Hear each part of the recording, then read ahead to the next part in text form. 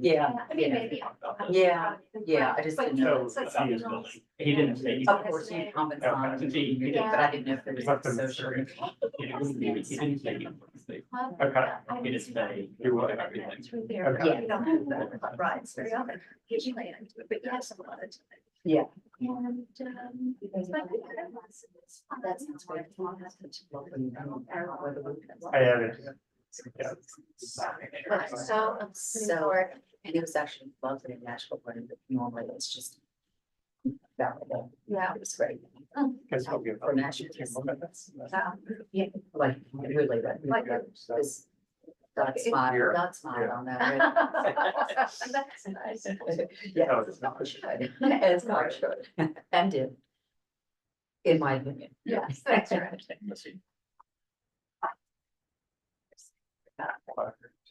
I know.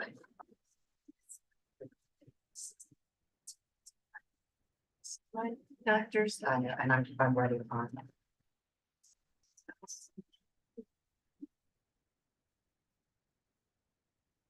Yeah. Just waiting for one. Oh. Yeah. My family has been. So I got there. Oh, my God, I love it. So we grew up in the Berkshires and Yeah. we've been. Oh, I think it's not really good stuff. Yeah, it's moving this way. Fine. Hi, just so everyone knows, we're waiting for one. And then, you know, my For problem, more. what else is I know. We'll get started. Like, you know, does it have to, like, does everyone have to be on the West 50s and 7th Avenue? Like, sure, I'm like, I didn't mean across the street, I'm like anywhere else in the city, like, oh, hey, not. Hopefully it's on Joe. Like, it's never like buses that are there. Yeah, oh, my goodness, and we had, Yeah. and you probably didn't even say, what I said was enough for that. You know. Even then, it's like advised. It's still advised. Yeah. How many times they might look at our buildings, they know this to them. Disney Field has, the Ford Silver Cup Studios has all the. Yeah. Or we've got, you know, Oral Construction Company, like 1,700 plus. So impressive, given like last week's in August, that we are. Yeah. So, yeah. It's impressive that we're here. Had ourselves on that. Why are we dragging? Get their auto replies for work stuff. Yeah. Yeah. Basically, like, it almost feels inappropriate.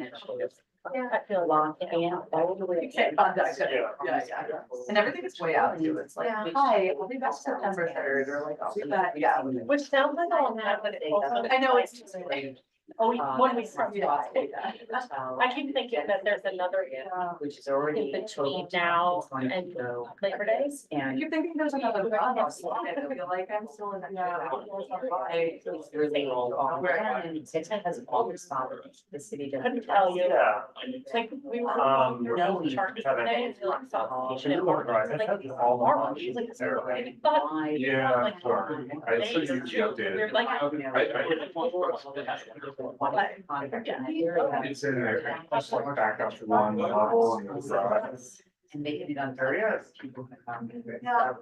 Just my verbal. All right. Like, they don't know, or just. Well, even I, then you guys, All right, I think we're ready to go. Well, thank you. Good evening, everyone. This is the Landmarks Committee of Community Board 5. My name is Mark Hirschberg, and I serve as the chair of the Landmarks Committee. And we have a very packed agenda. We have 4 items to go through. I'll quickly list, there's different modifications, but we have the Swedish Cottage in Central Park, which will go first, then 900 Broadway, then changes to 54 West 2nd Street, and then changes to 510 Fifth. We have some new people on the committee, but just as an overview, the procedure will be starting with a brief introduction from each applicant. They'll give a full and uninterrupted presentation, and following the presentation, we will move to questions from the members of the committee. And then once everyone has a chance to ask their questions and get answers, we'll open up the floor to members of the public will have an opportunity to ask questions and make comments about the applications or issues at the appropriate time. And then, if, anyone is participating virtually, we'll, recognize them and then they can speak. Or if they're on a smartphone, they can press *9 to raise their hand, and then the same button to, or combination to lower their hands, and *6 to unmute. And then, once we go through the public comment period, then we'll go to business session, in which only members of the committee are allowed to discuss the matter. And then, we'll make a, decision, take a vote and move on.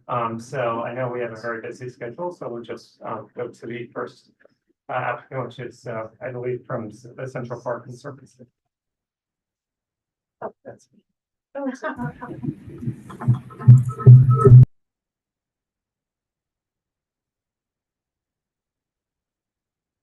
So do I use the sound in the room and not on the laptop? Is that, there's an, Yeah, there's a microphone, so Zoom should be able to hear it.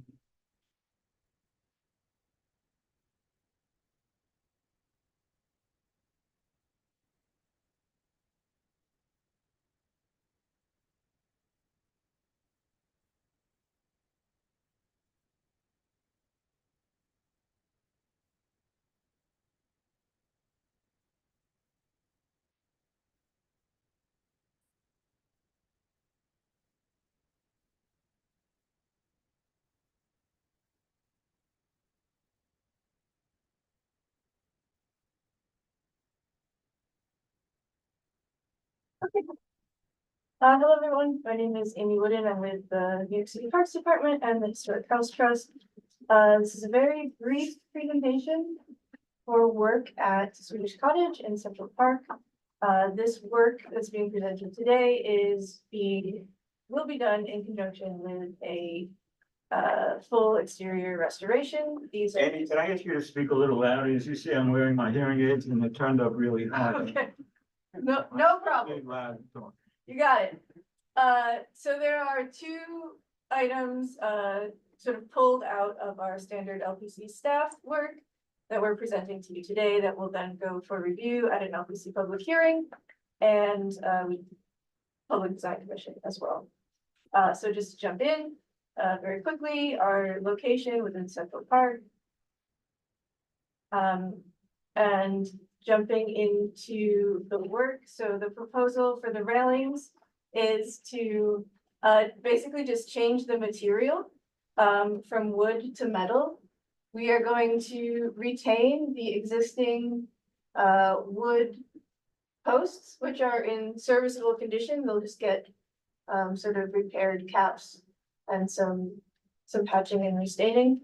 And then the existing wood railings and balusters throughout as we go through each facade, those will be removed and we're proposing a new bronze metal railing installed in its place. So the public hearing scope of this is the metal change from wood to metal, the material change from wood to metal. You can see north facade is currently in need of repairs, so most of this work will be addressed in the sort of staff level restorative work. And the proposal before you is just the change from wood to metal. These are existing conditions at the main entrance. Some details here showing how the metal rail would be installed at the existing wood posts and at the north facade along the ramp. In elevation at the top, plan at the bottom, and there's a section just showing the detail on the far right. I can't see that. Is it hidden? I don't know. There'll be another. Okay, don't worry, I'm so in your camp. So here is just a typical stair detail. There'll be a bronze metal railing and then a bronze bottom rail. This is the profile we've selected. It's just a very simple bronze matte finish, which will patina and not require as much maintenance. going through other existing photos, and also these are just in comparison of existing and historic to show that we don't have a consistent historic condition at any of these entrances.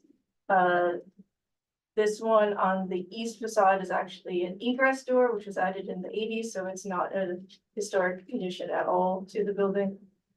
So we really don't have a very clear precedent on what was there before, and so we feel that metal has existed in some iterations in the past, and we'd like to bring it back for what we think of in terms of longevity and ease of maintenance. So just additional plan and elevation details of how these interact with the existing stairs and posts. Here you can see again, we have previous 1930s conditions that had a metal rail and a cast stone stair. So we've, we're kind of pulling from many different. Did you say that's a metal rail? Yeah.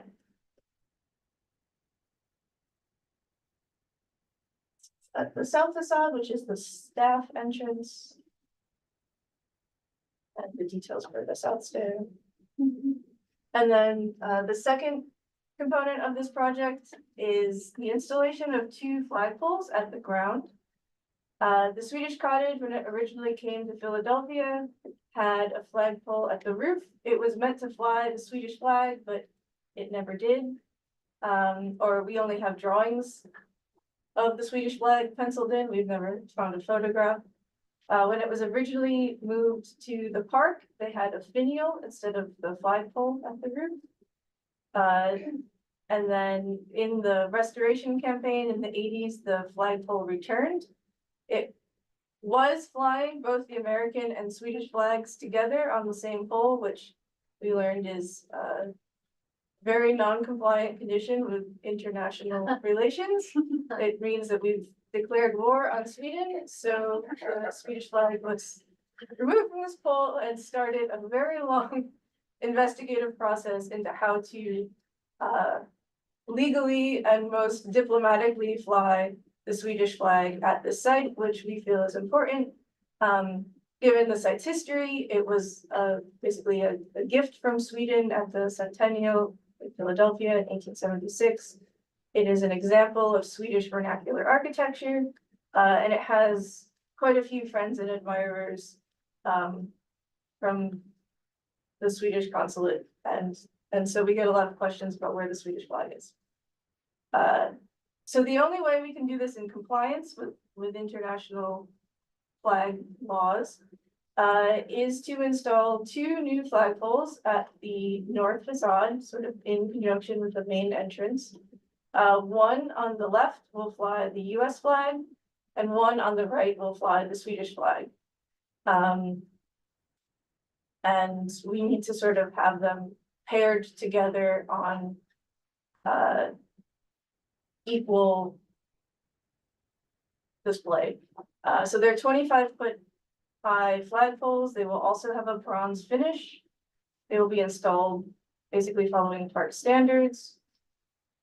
So there's some details there. We can site them within the small sort of planting area next to the ramp without disturbing or needing to move the existing plaque or signage. And then they will be below the height of the roof ridge.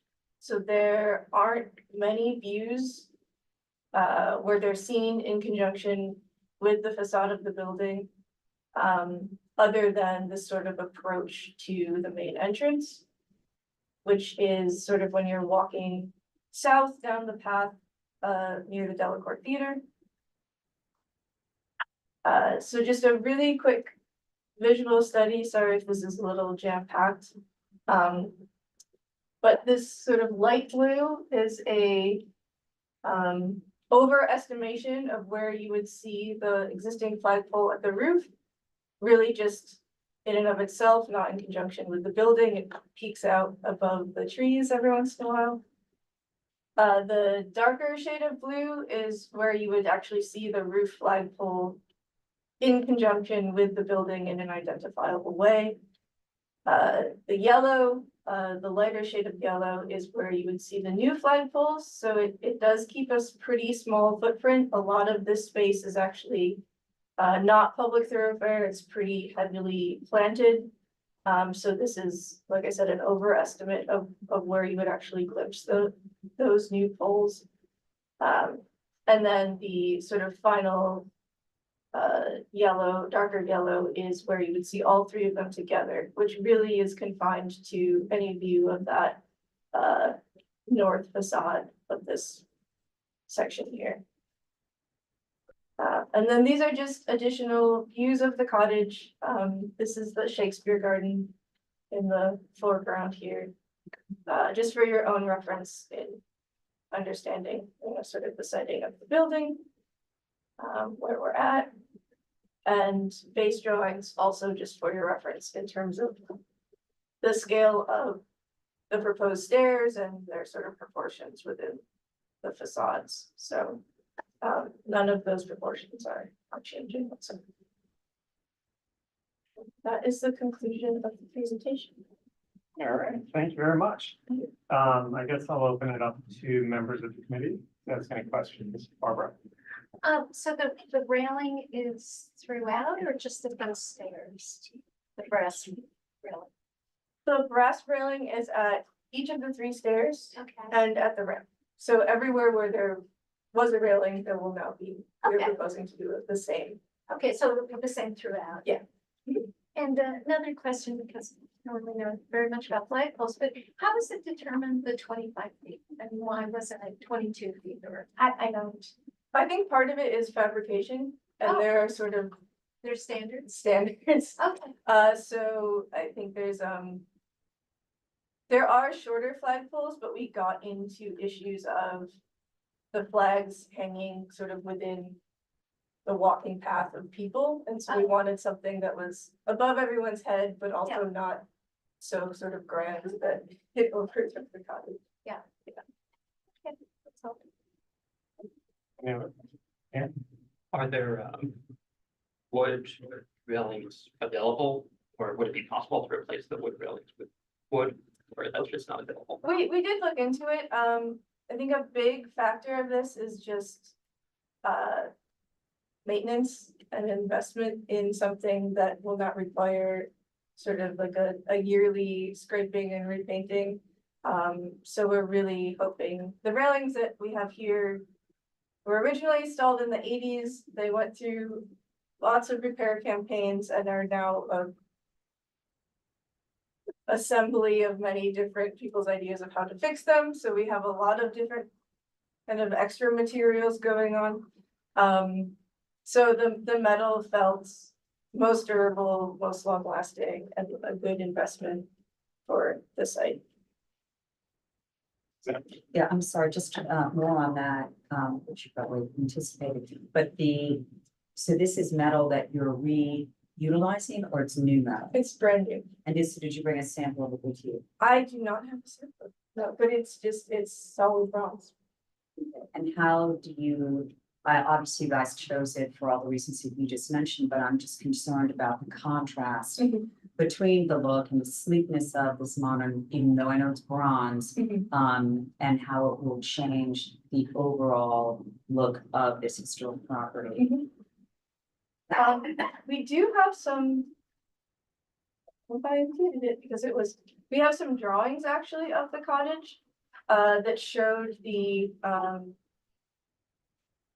this entrance at the south facade actually not having railings at all. It had like a ramped entrance. So we know that there was a period of time when these things were very minimal. There's also a door that is not historic. That has no precedent for sort of what's. Right, What I kind know, of feels yeah, I know original, you're saying so- that it's a bit of a hodgepodge and Yeah. it's a black and white photo, so we can't really tell the differential, but I just didn't want, I know you guys are great stewards of the park and we always approve everything and we love you guys, so I'm just wanting to caretake this one property, I'm sure you guys do too, but since this is a landmark, I think the contrast will be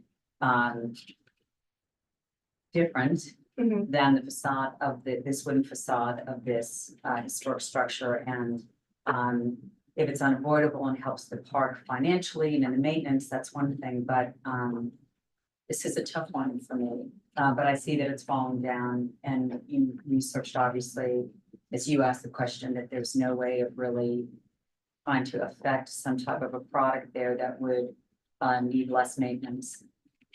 Isn't that what you were suggesting, that the metal would really be the only way to go? The metal would give us the lowest profile. Right, and it has a sheen to it? has No, it patina would be, well, it would be matte and Yeah. then it would patina Over naturally time. over time. Yeah. So I'm not sure if I would really anticipate a lot of shit, but No. yeah, and the building is also being restained, so the building itself will change color Oh, as so that's, well. so that's It'll get interesting, so a it won't be little so bit much a darker. contrast. Yeah, so we're actually hoping for a rather uniform look, like a lot of the stairs are very weathered, and so those will come back to a much darker color, kind of that exists in spaces along the facade here. So you're dealing with the overall continuity when you bring this in, so that it's not so, Yeah, so that it would, the contrast isn't so Yeah, dramatic. exactly. Like we're Crate Barrel or something. exactly, Okay, we're not trying to. please. All right, well then, Any other questions? John? Oh, can you, you're repairing the ramp. Mhm. Also, can you speak to, ADA pre-repair, post-repair? Yeah, the ramp is ADA compliant. We measured with our level and everything, to make sure the slope was correct and the width is correct. And so the new railings will also follow all of our ADA compliant needs. It's basically just maintaining a compliant condition. Has it been improved or it's just the same as before? It's the same, yeah, we didn't think of any improvements that would be Okay, required, so it's just the same. thank you. I think I'm just repeating what you said. The two things that we are discussing are, or that are up for public comment, are material change of the railing from wood to metal and installation of 2 flagpoles on the ground, on the north side. Yes, That's right? that's correct. Any, Mike? Do you happen to have a map of Central Park so we could be sure exactly where in the park it is? Sure.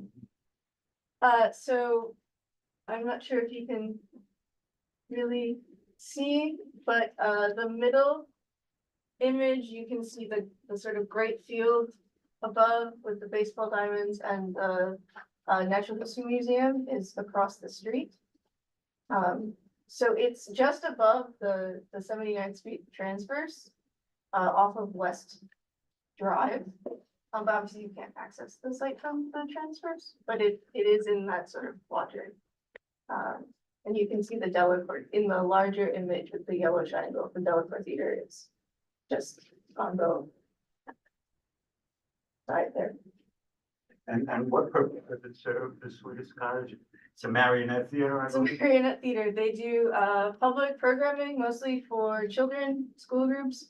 And has been operated as a marionette theater since the 40s. And is there restrooms in there? There are, yes.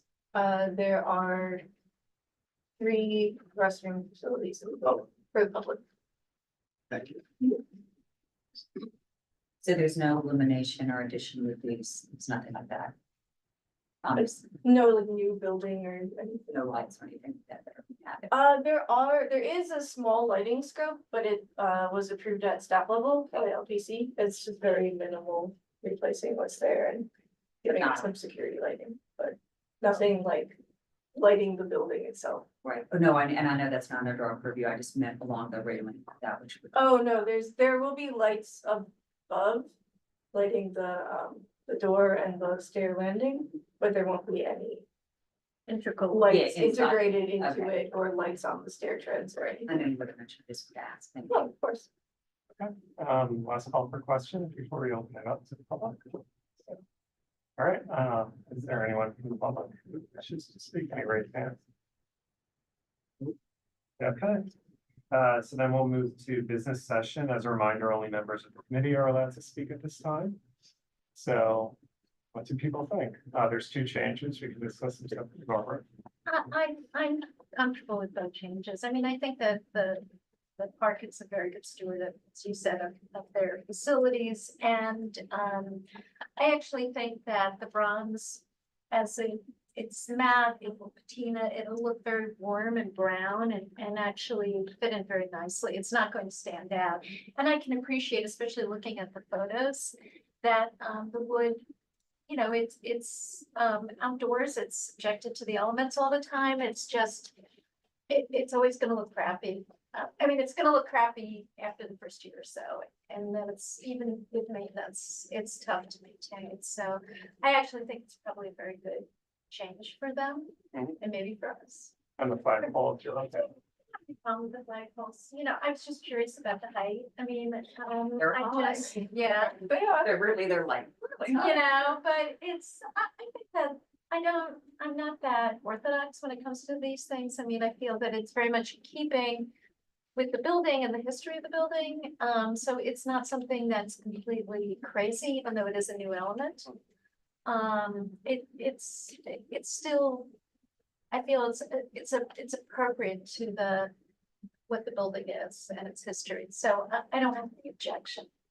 Any other comments? Yeah, I just, on that, I mean, I just think we need railings, we need, you know, we've updated so many properties and under our purview in Central Park to enable people to utilize them. So if the railing helps people to utilize it and keeps people safe, I'm very happy to know that you guys are looking at it in its complete form so that there isn't this contrast between, even though it's patina and it's bronze, it will be new. It will be a differential, and so if you're looking at it as its overall composite, so that it keeps with the sanctity of the antiquity of it, while at the same time updating it. I'm okay with that. So, Does anyone disagree with the flagpole support? Okay. All right, Mike. So what it is we love the Central Park Conservancy and the fact that they take such great care of the park and everything. Personally, would I love to see wood replacement of wood original? Absolutely. But certainly I can understand the arguments against that. And so I would vote to approve this application. Okay. Especially, especially this is not historic material that's being replaced, so I think that's. it's sort of cottagey, so let's cottagey Yeah. with metal. So it sounds like there's a motion potentially to approve the application. Someone want to, Motion to approve. okay, okay. Could we all remember that there's a deaf guy at the end of here and he's talking that way? I can't see a mouth. second. There's a motion to approve that's been seconded. Second. So now we'll go to a vote. Good. Frizz, I'm a yes. Harris, Yes. Hirschberg, Yes. Johnson, Yes. Quebec, Yes. Miller. Yes. Spandorf, Yes. Takahashi, Real, Yes. Whiskey, Yes. and Zoo. Yes. Motion passes. Perfect. As a reminder, our public hearing and full board meeting is on September 12th at 6 p.m. and it's going to be at what's now called the Amazon building, but the Lauren Taylor building. Okay. So, Can I ask a procedural question? I'm not seeing the deck in our drive. Do y'all already have that from the applicant, or am I not seeing it? It's my fault. In the email that I sent the link to prior month's deck. So if you just click Oh, up nice. one month August, and go to the September, September. yeah, Thank you. everything. Thank you. alrighty. Okay. Well, Thank you. very much. Thank you very much. Thank you, good luck. So the next applicant is from 900 Broadway, and this is an application in the Ladies Mile Historic District to add new doors, awnings, signage, a sidewalk berm, and railings. Perfect. Floor is yours. Hi, everyone. So I think we need to be promoted to panelists so we can share some of the screen, right? Is that correct? Welcome to the panelists. Yeah. How does that work?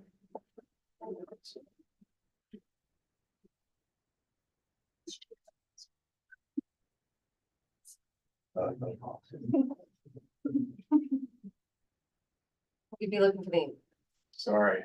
Anton Christel. I don't see him on the list. Huh. He's in this, he's in Oh, this. yeah. The Santos? Yes. I think that is gonna rescue us. Yes. Yes. Thank you. Okay, we're getting there. Can we unmute him?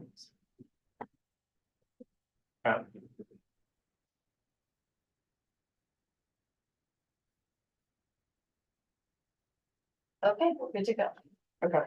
So hi, committee members, thank you for hearing this application tonight. My name is Jackie Ballin, JPD Preservation Consulting. I'm here tonight. Loading it. Mute is there. Okay, thank you, Jackie. I'm here tonight with Anton Christel, the architect, Christel Studio. This is 900 Broadway, a commercial building in the Ladies Mile Historic District. Designed by McKim, Mead and White and built in 1886, and later altered by Mainick and Frank in 1905. The proposal you're seeing tonight is for exterior alterations at the corner ground floor storefront, including the installation of awnings with closed sides. What you're seeing there is a rendering of the proposed condition. So you're looking at awnings with closed sides, security cameras attached to transom bars at some storefront locations, the removal of an existing concrete access ramp and its replacement with a new access ramp with railings, internally illuminated sign boxes on the columns flanking the main entrance, and an internally illuminated blade sign on the Broadway facade. Go to the next. Okay, go back. Thanks. So here's the location of the building highlighted on the district map and on the block plan. The building stands on the southeast corner of Broadway and East 20th Street. Next. This one. Oh, great. From very early on, this building has seen alterations to its storefronts. On the left is the building as it was first constructed in 1886. In the middle is a year after construction, 1887. Where you can see that some awnings with closed sides were already installed at the two southern bays on Broadway. And in the photo on the right, which I'm sorry is kind of covered over, you can see the result of the 1905 alteration, which was additional floors and projecting storefront enclosures at the corner and at the two bays on either side of it. So I guess we can't move. All right, you know what? I've got close-up pictures. You can take that down too. Yeah. Well, Mike has to do. If you, like, can we minimize that? Yeah, you can Yeah. minimize it. better than you do on my pay grade.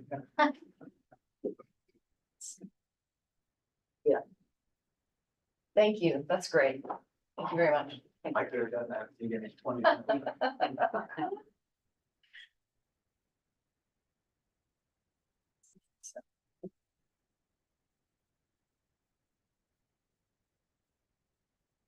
Okay, thank you.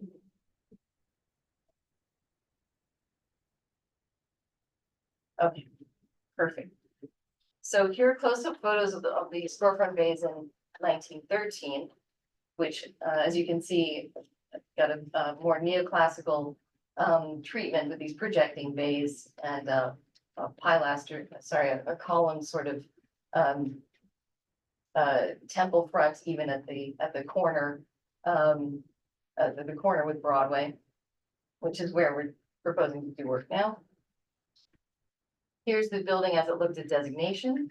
This was 1986, which saw some really unfortunate alterations. Those are concrete blocks that have been painted, infilling the storefront bays, and a entirely new storefront covering over what's there now at the corner. And here are the existing conditions at the storefronts at this location. In the early 2000s, LPC approved a master plan for storefronts, which brought them back much to their original appearance as they are today. So here are the existing and proposed East 20th Street elevations. On the right, you can see the proposed awnings and the new ramp with railings. Here are the existing and proposed elevations at the corner. On the right, you can see the proposed ramp and railings again, the proposed menu boxes on the columns, and the proposed blade sign and the awnings.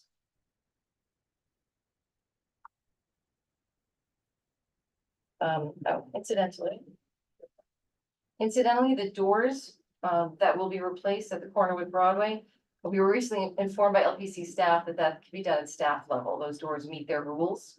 So you'll see them in this presentation, but you don't actually have to comment on them anymore. And here are the existing and proposed Broadway elevations. Again, on the right, you can see the ramp with the railings, the proposed menu boxes. On the columns, the proposed blade sign, and the awnings with the closed sides. Here you can see the proposed features and plan. And here is the entrance. Again, the door replacement is being done at staff level, so all we need to look at here is the new ramp. So the existing ramp is made of concrete. The new ramp would have a slightly different shape. It would be, it would feature a marble tesserae in Carrara marble. Also give the little 900 at the bottom for the address of the building. It would have the railings on the sides. And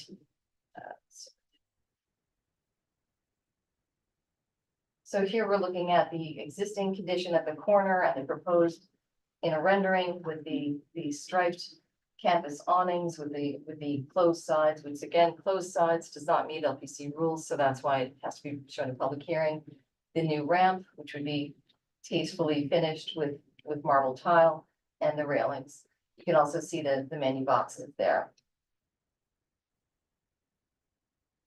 So here are details for the, again, for the awnings and for the cameras, which would be installed at certain transom bars. They would actually be behind the awning, so they really wouldn't be perceptible when walking on the sidewalk.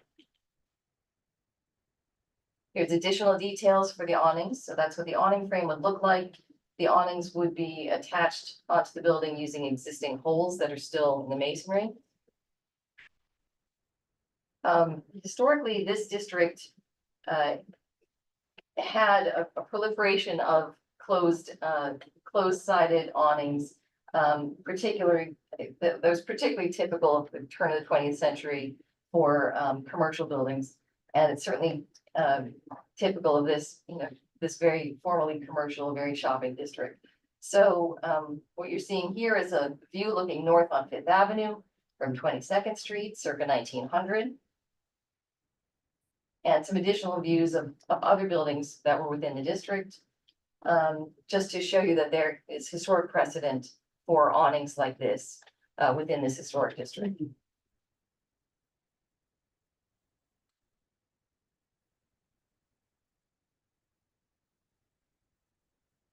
So here are the details for the proposed menu boxes on the columns. As you can see in the historic photo from 1886 in the upper corner, there were sign boxes here when the building was first constructed. What kind of boxes? They were plaques. Slats, Sign boxes. menu boxes. Well, actually, I'm not sure what exactly they were in 1886, but there were, these. I don't know what a menu box is. It's just that, it's just a container to put a sign in. It's just a sign box. Sure. So, again, as with other, parts of these, heavily altered storefronts, there are still holes in the masonry on the columns, which will be reused to install the sign boxes that we're proposing here. They will have a dark bronze finish, and they would have some internal illumination, just with a gentle LED light that only shines on the sign itself. The proposed illuminated blade sign would likewise use existing holes in the masonry for attachment. There are here are the detail drawings for the proposed sign, which would be 10 feet above the sidewalk as required by zoning. The sign itself would be almost 2 feet long. about 12 inches tall, and will project off the building approximately 30 inches total. The sign would be lit with LEDs so that the illumination would shine only onto the sign itself and not shine out. So the light would be concentrated on the face of the sign. There's historic precedent within this district for illuminated signs, as shown in these photos from the early 20th century. On the left is the corner of Broadway and West 20th Street in 1918, where you can see blade signs, including one that looks to have neon letters. I'm gonna use my little cursor to get to what I'm talking about. Okay, over here, I'm circling that thing. And on the right is the east side of Broadway at East 17th Street, where you can also see another projecting neon sign. So to conclude, we think the proposed changes here are in keeping with the history of alterations on this building and with the history of awning and signage installation within this district. And we thank you for your time, and we look forward to your questions and comments. All right, thank you. Well, there's a lot to unpack here. Does anyone have any questions from the committee? No? Great presentation. Thank you. And so tastefully reimagined. So well done you. And so with the awnings, why do you want to have them enclosed? Is that just an aesthetic, or does that serve a purpose that? I'm gonna ask the architect to answer that for his vision. It's aesthetic and historical.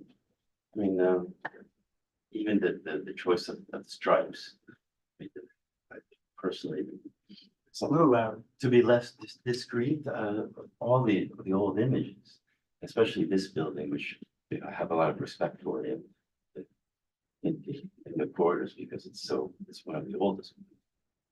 It gives it just it reminisces a little bit more clearly or historically than a very straightforward. Yeah, I see that. I just was curious if it's aesthetic, the weight of the building, the mass of the building can take it on, right? You know, it can, it's not light in any, and okay. And the menu boxes, I like all your aesthetic that you're doing. You're really making it a beautiful building, I think. So well done you. But it was, are those just for a restaurant, and it's gonna like illuminate like a menu or It's gonna something? be a restaurant, yes. Okay. Well, it was more thought of it. It's a very, very slender menu display box because it's it's for communication and especially particularly. Do you want us to put back up the detail? No. Try, okay. No, I know. Okay, that's it. Thank you. All right. So why the stripes? I mean, is this part of the branding of the restaurant No, or? not at all. I mean, I think that the language of the turn of the century awnings, which I've seen many of them, they're almost all striped. There probably were white and red stripes, which I would suggest, but this is let's say a little softer version. But I think this was the most sincere for what historic. And the way the ramp is outlined as well, is that just for? That is working with what was, brutally existing. Let me go back. Yeah, this is the existing condition. I understand that. I'm talking about the dark border. I just squared it off and made it symmetrical.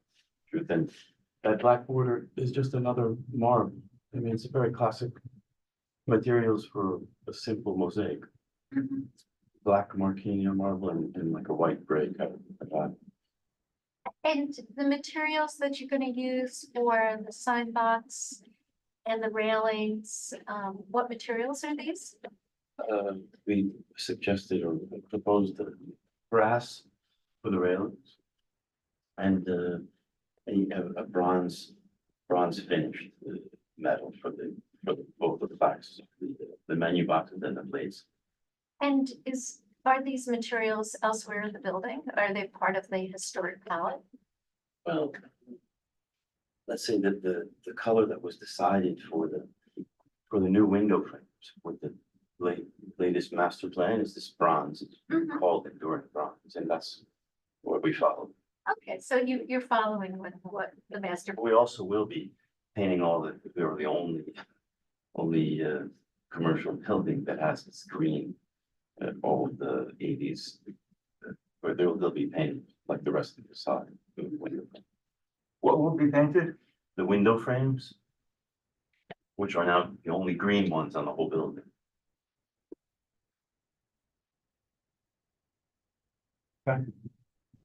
And just one more question about, so I was a little alarmed when you said internally illuminated signage because when I hear that, I think of like light boxes, but what it sounds like is that it's just that within the sign, you've got some LEDs that will shine light on it. It's not like, Yes, which to the Landmarks Commission is good enough to call something internally illuminated. Because it's not an external Right, something pointed down on the sign. yeah, so, but I'm less alarmed, yeah, so you do this, thanks. Is that, Are you all adding any additional lighting that we're not seeing here in terms of exit? Any kind of entrance type of thing that, I know we can't talk about the doors, I'd like to talk about the doors. But the exit signs or anything, nothing else other than the lights that you already mentioned. Externally, there's nothing. and I actually have a question. I think you addressed this earlier, but with the awnings and then the security cameras, are there any, are those going to be installed in the existing material or? Are any of the existing materials being removed to install No, the awning? So it's just on top? right. And the existing storefront framing itself is not historic, it's replicated, it's sort of replicating the historic condition, but in and of itself, it's not historic. But there won't be any removals of material in order to install the cameras. Okay. And regarding the menu boxes, will it always display content related to that tenant at the time? Yes. Are there any other questions? Mike? Yeah, so a couple of things. Firstly, the railing on the original that you're replacing, this one, Yeah, is that also like this, just three sides Yeah, up it's- and across? it's not historic and it's just a very plain pipe rail, Type rail, yeah, nothing fancy. correct, But instead of one, you're gonna have two. yes. Okay. And, could you get up that, what do you call that sign, the flag sign that was 6 inches in diameter, 6 out? I forget what you call that thing. The blades. Blade. We talk about that just a little bit? Could you tell us about that? How, I try to copy down the dimensions, but it's 6 inches back. Yes. It's how, 23 inches high? No, it's about 11 inches high, 12 inches high. And But And long, oh, it's and about 23. 30 inches from the facade, but I see. it's pretty And it's contained. 10 inches high, and that's still legal, that's where they like it. Yes. It's 10 feet high off the ground. And it's lit from the inside. It has actually just a border lighting with LED. And that's the name of the restaurant. Yeah. So there's one thing that I just find hard to deal with, and that's the. I'm not crazy about awnings, but there's precedent, okay. Sure that what's his name was here, he wouldn't be okay on Tony would not. it, right? Well, Tony. we're not in comment, we're in question. Yeah. So, Okay, so I think I have another question. Thanks. But I can't think of it now, I'll raise my hand again. All right.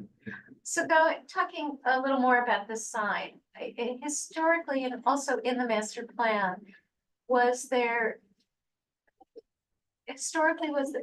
any existing signage? And in the master plan, what were there areas? I mean, was this blade sign a part of the master plan? No. No, Wait, they're probably not, because that's why you're here. right, well, Um, we're here because the sign, because of the method of illumination of the sign. Yeah, And unfortunately, I couldn't find a photo. We don't have a photo showing what had been installed here. We know that something was in that location because there's holes there, but I couldn't find a photo showing what it was. In the in that period in the 80s, 86 or something. Oh, I see, yeah. And so the previous tenant who hasn't been there for a long time, their signage was limited to the awnings No, their signage was on the window frames, on the window frames. which we will not be putting up. Sorry, get back to that. That's good. You see, here, Yeah, I so see. that we're of course good. Okay, yeah, all right. We only have this blade sign and just on one of the awnings and on the main entrance. Yeah. You know, the screen. Mhm. Okay. Sorry, just one last question. So with these additions that are reimagining the building at areas where you're saying there are holes that were already there, or the menu or these areas in terms of the columns already there, you're going back. You're assured that in doing so, with these existing holes, you can hang your things, place your things, without adding more holes to this facade and in any way destroying the facade of this building in bringing these things back or adding these things on. Yes, that's what Because I think that's what also a big concern for us. No, we're actually, there were awnings, I don't even know if they were approved in the 80s. Exactly in the same placement where we're putting them today, or we would like to. But they weren't closed. They weren't closed, but they have the same thing. No. So your mechanism enables you to utilize the holes that were already there without adding more holes. And you can reopen those columns and reimagine those menu without destroying the facade. Yeah, as he shown in his details, the wiring is gonna go through the mortar joints. It's a low voltage cable, which will be in the ground between the mason, which is like 3 millimeter. Well, I'm not an electrician, but that's why we ask these questions, right? Because Right. you obviously are doing this very tastefully. We appreciate that, and we just have to ask. Got it. Are these awnings like going in and out, or they stay there all the time? No, they'll be fixed. Yeah. Fixed, not in and out. Is it a French restaurant? It's actually Mediterranean. Okay. What I think of as a New York restaurant. It's Yeah. Italian, French, Greek, maybe. Any other questions? Yeah, speaking to the entire scheme, the awnings, the colors, everything, is it, was it designed, taking into account the restaurant that's gonna be moving there, or do you see the structure, being able to maintain itself if, for instance, this became a store or some other business establishment? So I'm just trying to get a sense of how permanent, the permanence of this is. And let's say, for instance, the menu boxes, would that be appropriate if you had a completely different business? And what would, I don't understand how that works with landmarks. Would they have to come back? We'd have to take those off? Would you have menu boxes in front of a law firm, for instance, or how does that Well, work? I can tell you that and I'm a former Landmarks employee. The way Landmarks would have to regulate it is if you had a new tenant come in, they would then regulate what would then be displayed in the menu boxes. So if it wasn't just a, continuous changing of a menu, if they wanted to show some kind of signage, they would have to get that formally approved. But the new tenant wouldn't have to remove the menu boxes themselves. Those could be kept on the columns. Or you could. Right, so the law replace them firm would have all. menu boxes.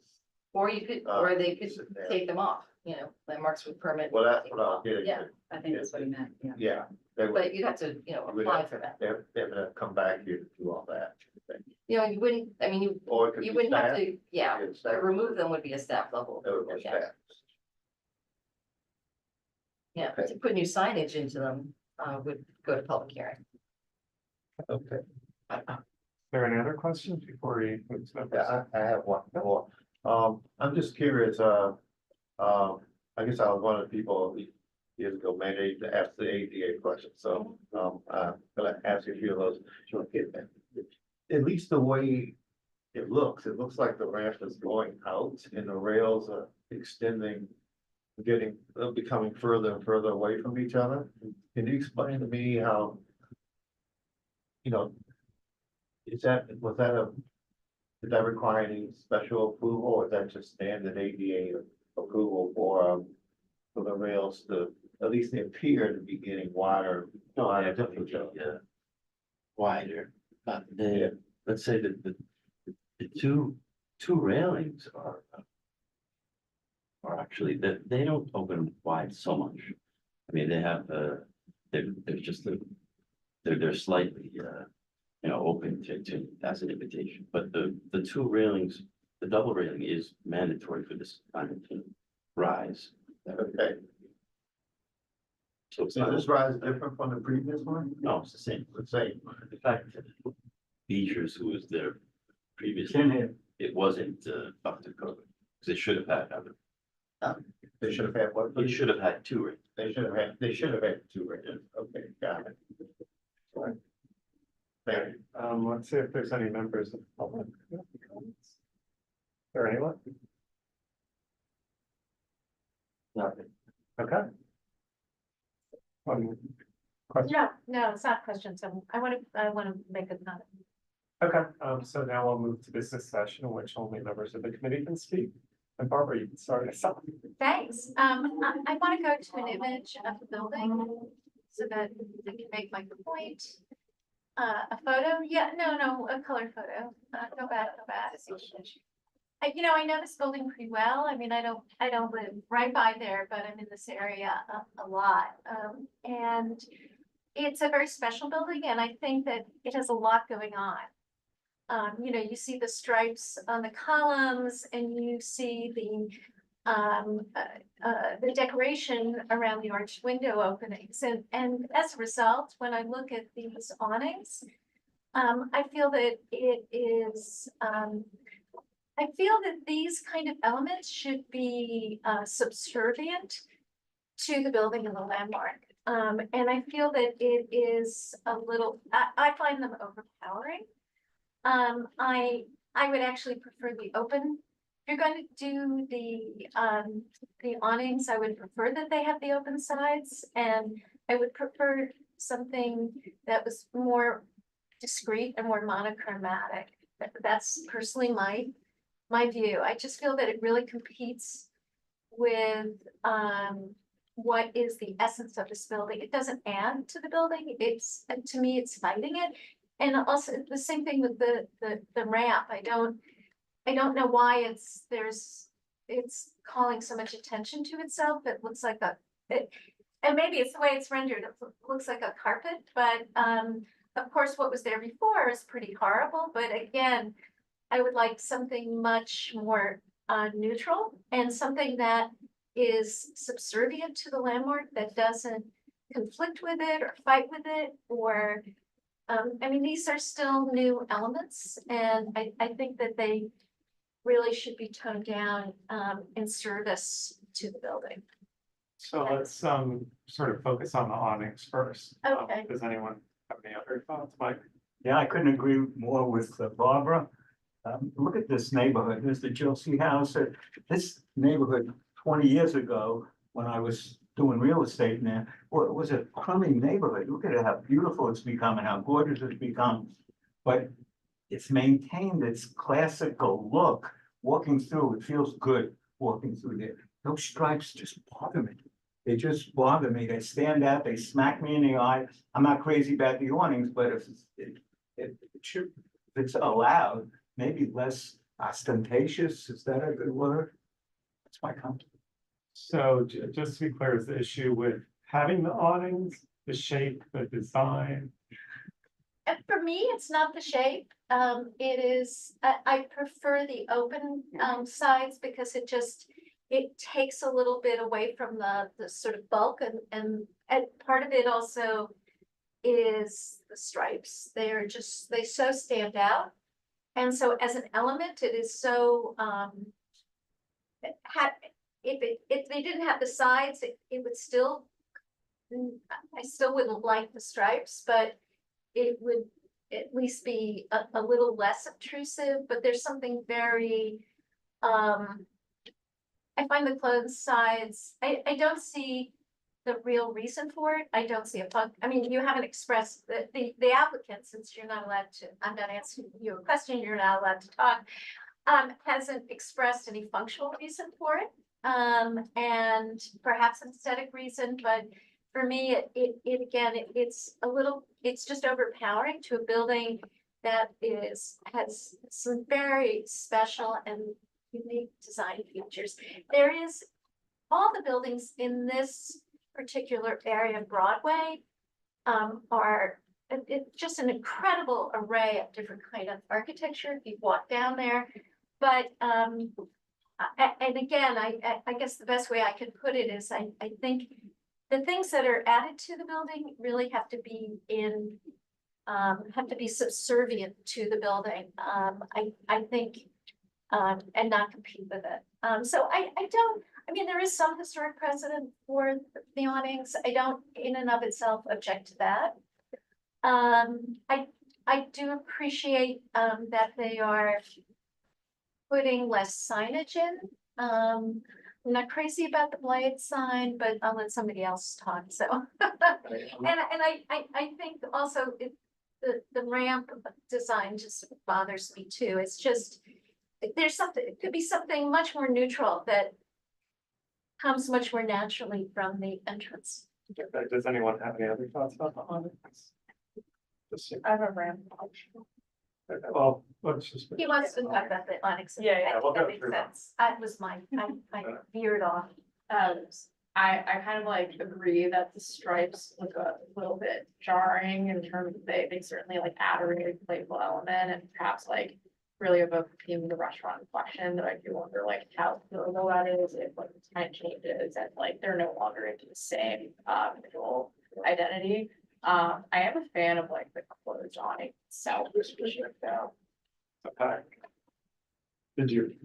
I personally find the stripes, I don't think that the stripes are gaudy or ostentatious, or I don't have the same personal reaction as other people to stripes being very distracting from the building.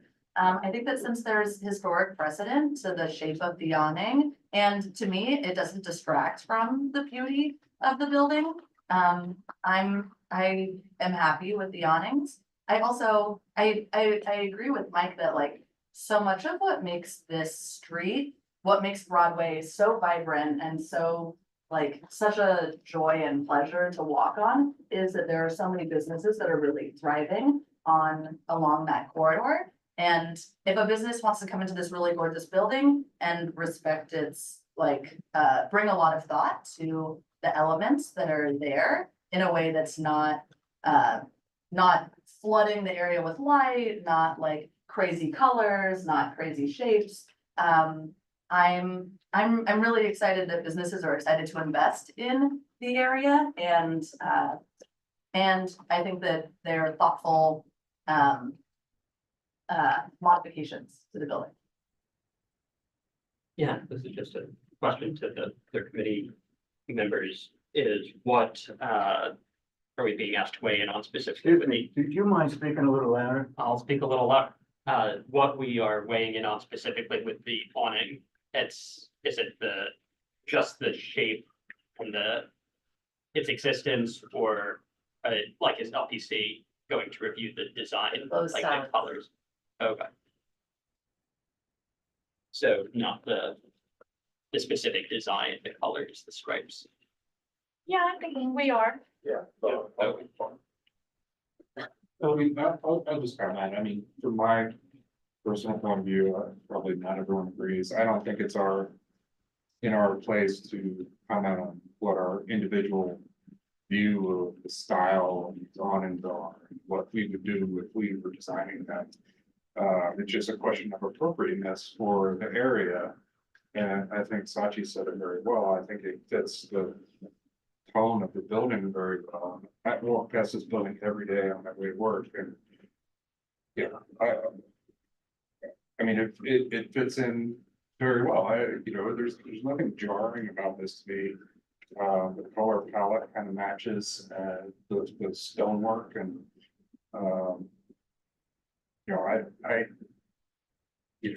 I personally don't, I'm personally fine with this. It's not what I would design. I don't think it's respectful to the landmark. So I don't want it to be, can I just finish what I'm saying? Yeah, it's. I've already said it. I feel that it competes with it. It is a building that has a lot of detail. This isn't about what I would do. And this isn't just, I mean, look, everybody here has an opinion. If you want to put it down, that's your personal opinion. But it's, what I'm saying is that I feel that, again, it should, if you're going to add an element like this, it should be much more subdued. It should be secondary. It should be more respectful to the building and the landmark. And to me, this is adding a design element that is jarring and is not subservient to the original design of the building. And I will concur. It is our place to make these decisions. It is about the landmark. Yes, we're all excited that a business goes in and that the real estate industry is thriving. We want to see these buildings used, and we appreciate the tastefulness that you've approached this. But I think in combination with all the elements, you guys may want to consider something a little bit more subtle, that is, works with the design of the building as the exterior, and not pull focus so much from that. And I understand why you feel that way. I don't walk in this area very much, but I do see it fighting, and I think the beauty of the building is enough. It goes back to the question of why the awning then? Is the awning about the restaurant getting, to sort of pop? And I understand that, but the building will also have the menus and this new light. And I think to integrate all of these, I think very wonderful elements. We want the restaurant to succeed in the confines of the fact that it was chosen to be in a landmark building that's so beloved, and to sort of try to see how you can honor that. I don't mind the shape of the awning, but I think the combination between the shape and the stripes don't serve, perhaps at the end of the day, your purpose as well. That's my opinion. Interesting. So I have no issue with the shape of the awning or the stripes. I think that if we were looking at a rendering with the stripes, with the shape, with the scale of the awning on the whole building, it's a minimal thing. We happen to be looking at like a zoomed in portion of it. So I have no issue with it, but I also won't like vote against it if we say we have to take the sides off the awning. So I'm flexible on that piece of it. And I agree with Sashi. I don't think that stripes are inherently distracting. So. Yeah, so, it's not the color of the stripe is the same, matches the building? Color of the stone? No. It does. What, is that a true color that we're looking at? Yeah. So that's what it'll look like, okay. It just looks similar to that. Would the building, I wonder if the building would consider, if the person who's paying for this would consider, instead of striped awnings, solid color. To me, that would make a difference. Well, this is the designer. I know, but I'm talking about the owner of the building.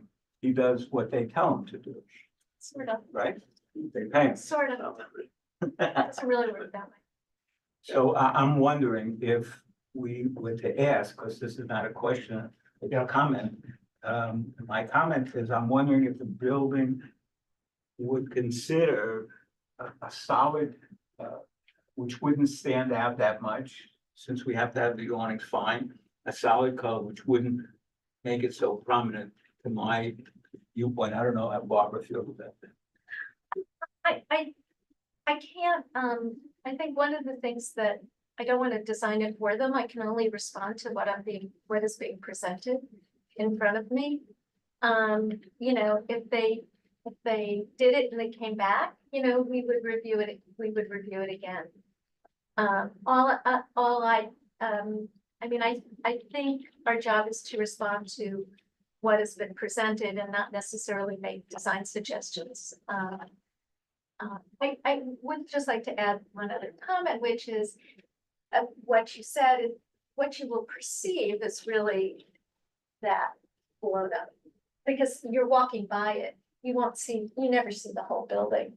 And do you see what I'm saying? I mean, certainly, obviously, I walk on the street like everybody else. I really have no issue with that. Like, it's fine, but- non, Right, like, would not stress me even a little. and that's fine, but all I'm saying is that how you perceive it is really. Right, but like, the building's huge. It's what, 6 awnings over the course of this like little portion of the building too, right? It's not being proposed that every single window in the entire building is getting the awning, right? So, and it, you know, it's similar to a application we had a few months ago where like only a couple of window bays were in question without taking into consideration, like, this is a building that takes an entire block, right? And so to me, it's not intrusive or Okay, so it's distracting, difference of opinion. but Yeah, that means difference. of yeah, opinion. right.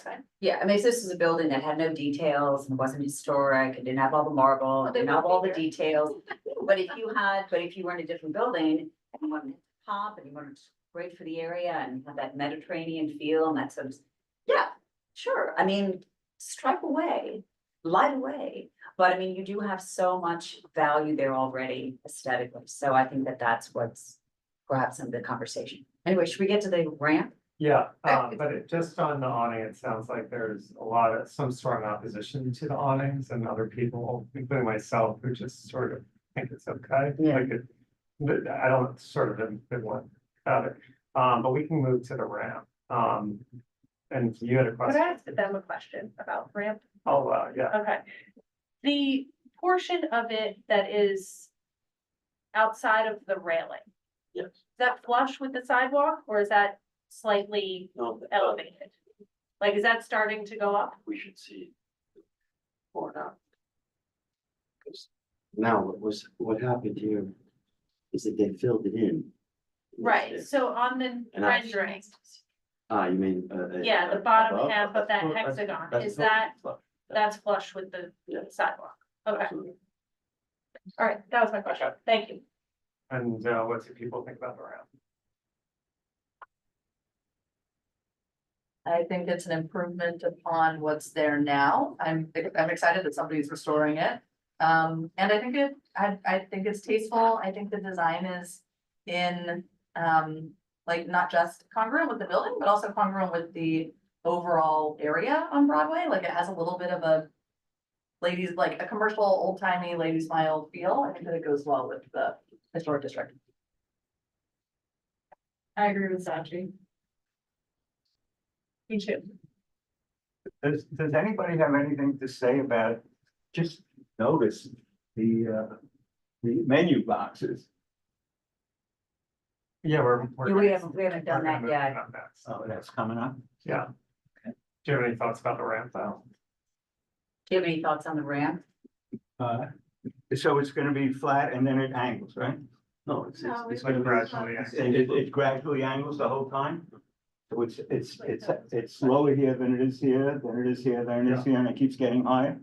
So there is some kind of between the sidewalk, Yeah, that was my question. So like that part that's outside the rail, so is that somebody could. completely flush with the sidewalk or that is starting to be elevated? Stub our toe. Right, This is all, this is all completely That's- flush. Where the railing is, this part is gonna be excavated. I mean, it'll be revealed, because there used to be.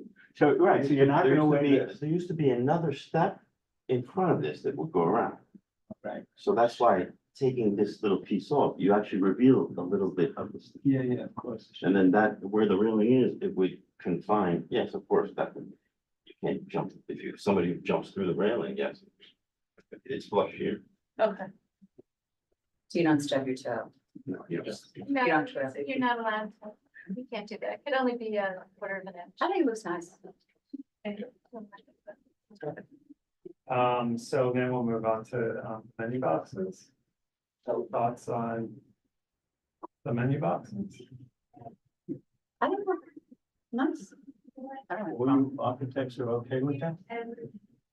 So there were signs in that place, I mean, as long as if there was something there, I'm going to. Object to it. What is the, do we know the dimensions of the menu box? Do we talk about that? I think it was on. Can I ask? Oh, Can you show? yeah, so They're the same exact dimensions of the old plans. okay. They have precedent. Yeah, that's about it. And then also, I think that there's the doors were approved, and then there's the blade sign. Any thoughts about the blade sign, the illumination? Self-illumination? I think it's nice. Okay, I mean, it sounds like the sign's okay, the ramp's okay, And it's easily removed. the railings, the menu boxes. There's a law firm. The only issue is I know, potentially I'm joking. the awnings. So. What are people's thoughts on a resolution there? With the awnings for the resolution, it sounds like everyone's on I heard board you with that. everyone else. I could live with this stripe. Okay, does someone wanna move to just pass this? I second. I think it's about. Good. Bentley, yes. Harris? Yes. Hirschberg, Yes. Johnson? Yes, with the diffused, yes, I'm just gonna. Diffused. Okay. vibe. Sorry. Quebec, Yes. Miller, Yes. Spandorf, No, Takahashi Rao, yes. Winsky, Yes. Zoo, Yes. motion passes. All right, thank you very much. Thank you very much. Thank you. And the full board meeting is on September 12th. Yeah. At 6 o'clock. All right, the next applicant or application is from before West 22nd Street. And this is to remove fire escapes and expose the facade. The applicant here. Yes, I'm here. My name is Joseph. I'm Joseph Galea. I'm a principal at JFG Architects. I'm trying to figure out how to share my screen here. Do you have the presentation there or no? We do not. We have it in our folders, but, not everyone. can include it. I'll get it. Hold on. Share here. We should be able to. If not, I guess we can maybe share it. And I can flip it if once.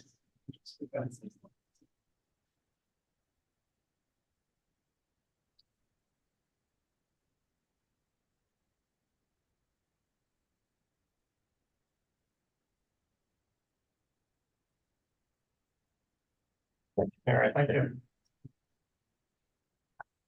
Can you see it now? Yep. All right. Can everybody see that? Yep. Okay.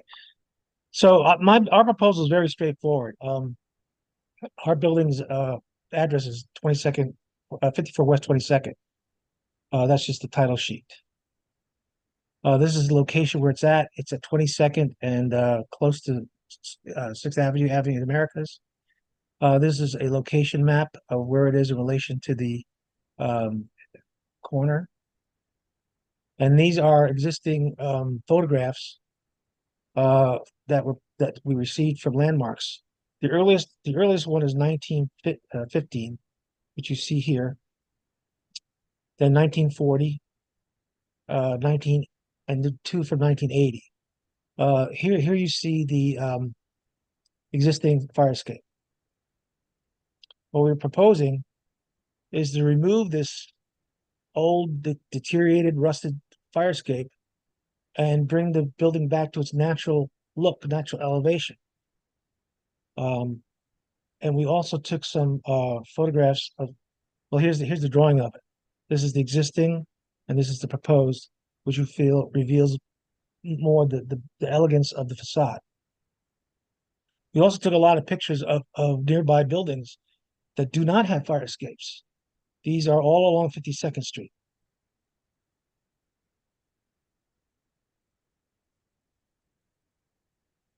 And that's basically our proposal, just remove the fire escape. And the reason why you can do this is because the new DOB code says that I've had a building 6 stories or less, I only need one means of egress. So we already have a stair inside the building, the egress stair. So we don't need this exterior fire escape. Okay, That's pretty straightforward. thank you. And I'll open it up to, members of the committee to ask questions. Just to be clear, I, confirmed this previously that we are not opining on like the safety implications here. I think we don't have any liability or any like issues in the event of a fire. We're just looking at it from a landmarks perspective. So, John. Yeah, just clarification, are the fire escapes the original fabric of the building? Was that originally part of the building or something that was added after the building? Well, if we go back to the original photos, it was always there. Okay. It's always there. All right, and are there other buildings in the neighborhood that have fire escapes or Well, conversely, most- buildings where they've been taken off of? Yeah, I mean, the code has been updated that if a building is 6 stories or less, you don't need 2 means of egress. And most of these buildings had both interior stairs and exterior fire escapes. And I don't know the history of the other buildings, but I took photographs of all the other buildings on 22nd Street, and almost none of them, except maybe this one near Fifth Avenue, still has one. For what reason, I don't know. So my proposal is let's remove that fire escape that's redundant and let's expose this beautiful facade. Great. So when you take it down, what are you doing to the facade? I mean, will there be holes? Do you have to repaint? If you're repainting, what are you painting it as? How do you make sure that the facade is not, it doesn't look like, wow, there was a fire, whatever it is there before. Now, how do you deal with that so that the historic facade is maintained? Yeah, no, we have kind of like a specification on how to repair the facade after they remove the whatever anchor bolts they used to support the stair. We have a spec on that. We will repair the facade to look the way it looks right here on the right side. So, and then you paint or? No, we're gonna You match paint- the finish. No, we're gonna match the finish. Good what? Match It finish. sounds- Oh, you're gonna match the finish. Yeah. Great. Okay, thank you. He's gonna match the finish. He's gonna match as it was historically. Any other questions for members of the committee? Justine? Is it these other buildings that you've taken pictures of that don't have fire escapes? Is it known if they previously had fire escapes that have been removed, or it's not known whether they ever had them? That I don't know, but I do know that the current buildings don't have fire escapes. So maybe they took them off at some point in history. I don't know why, but like I said, the new code allows only one means of egress for a 6-story building or less. And these other neighboring buildings, are they of a similar age to this building in question, or are they more modern or older or? I'm not really sure when they were built, but they all kind of look the same. They were probably built in the 1920s.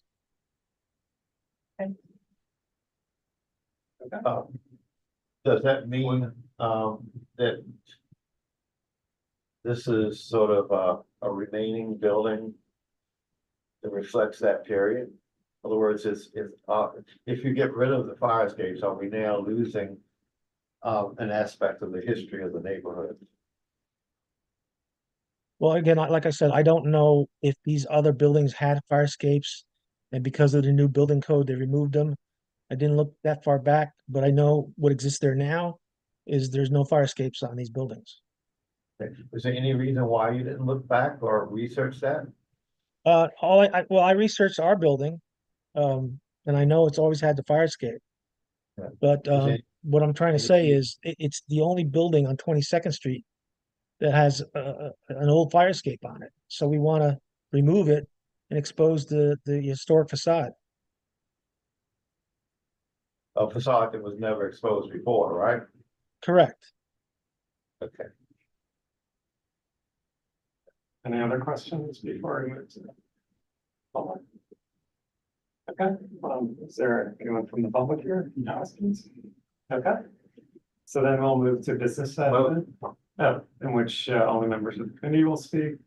I think John raises a great point. I mean, Yeah. it's not how it was historically, so we are changing the historic facade of it, but I could understand why they want to Yeah. update it in this way, and it does look more appealing, and if it helps the building be used and be rented, or, you know, if it helps maintain this building rather than not, then I'm all for it. I think it looks nice.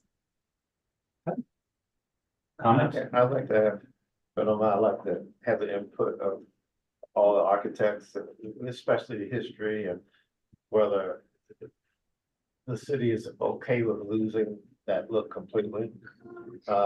I'd like to just get your input.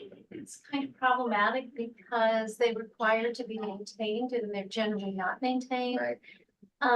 And so I think it's, you know, they end up, I mean, there are some, in the, I guess it's the Lady Miles district, there are some incredible fire escapes that really, animate the facade of the building. I would say that this is probably not one of them. Right. The thing as an architect that makes me really, really uncomfortable is that they're reducing the amount of egress in the building. Although the building, yeah, that's a different story, and it's something that I just Right. personally, as a professional, feel really uncomfortable about, but you know, if he's saying that the building department now allows it, I mean, I can't, you know, the law's the law, so, but I think that, I think that, you know, given that these things are generally not maintained and, it is probably a burden to maintain them, especially for something that isn't really being used, and if that it's not it wasn't added really as a design feature, I think, it's a particularly utilitarian one. I mean, I'm thinking of one, I think on 22nd Street that just is incredibly sculptural. And that you would not remove it, well, first it's much taller, so you couldn't remove it, but even if you could, you wouldn't remove it because you would just destroy the look of the building. I don't think this is the, you know. So it sounds like. I have a comment. Yeah. I'm gonna approve this, but I just can't get out of my mind, like this comment. I'm seeing 7 or 8 firemen standing outside the front of this building when there's a fire down here. Telling the people up here jump, and they're all holding this big thing and they're running around. for people They're to not jump. doing that. It's They're not doing that. Yeah. Yeah. Well, they're gonna fall through that staircase anyway, so. They're all gonna go, hopefully, I mean, they're going to go to the interior stair, which is probably where they would go anyhow. Right.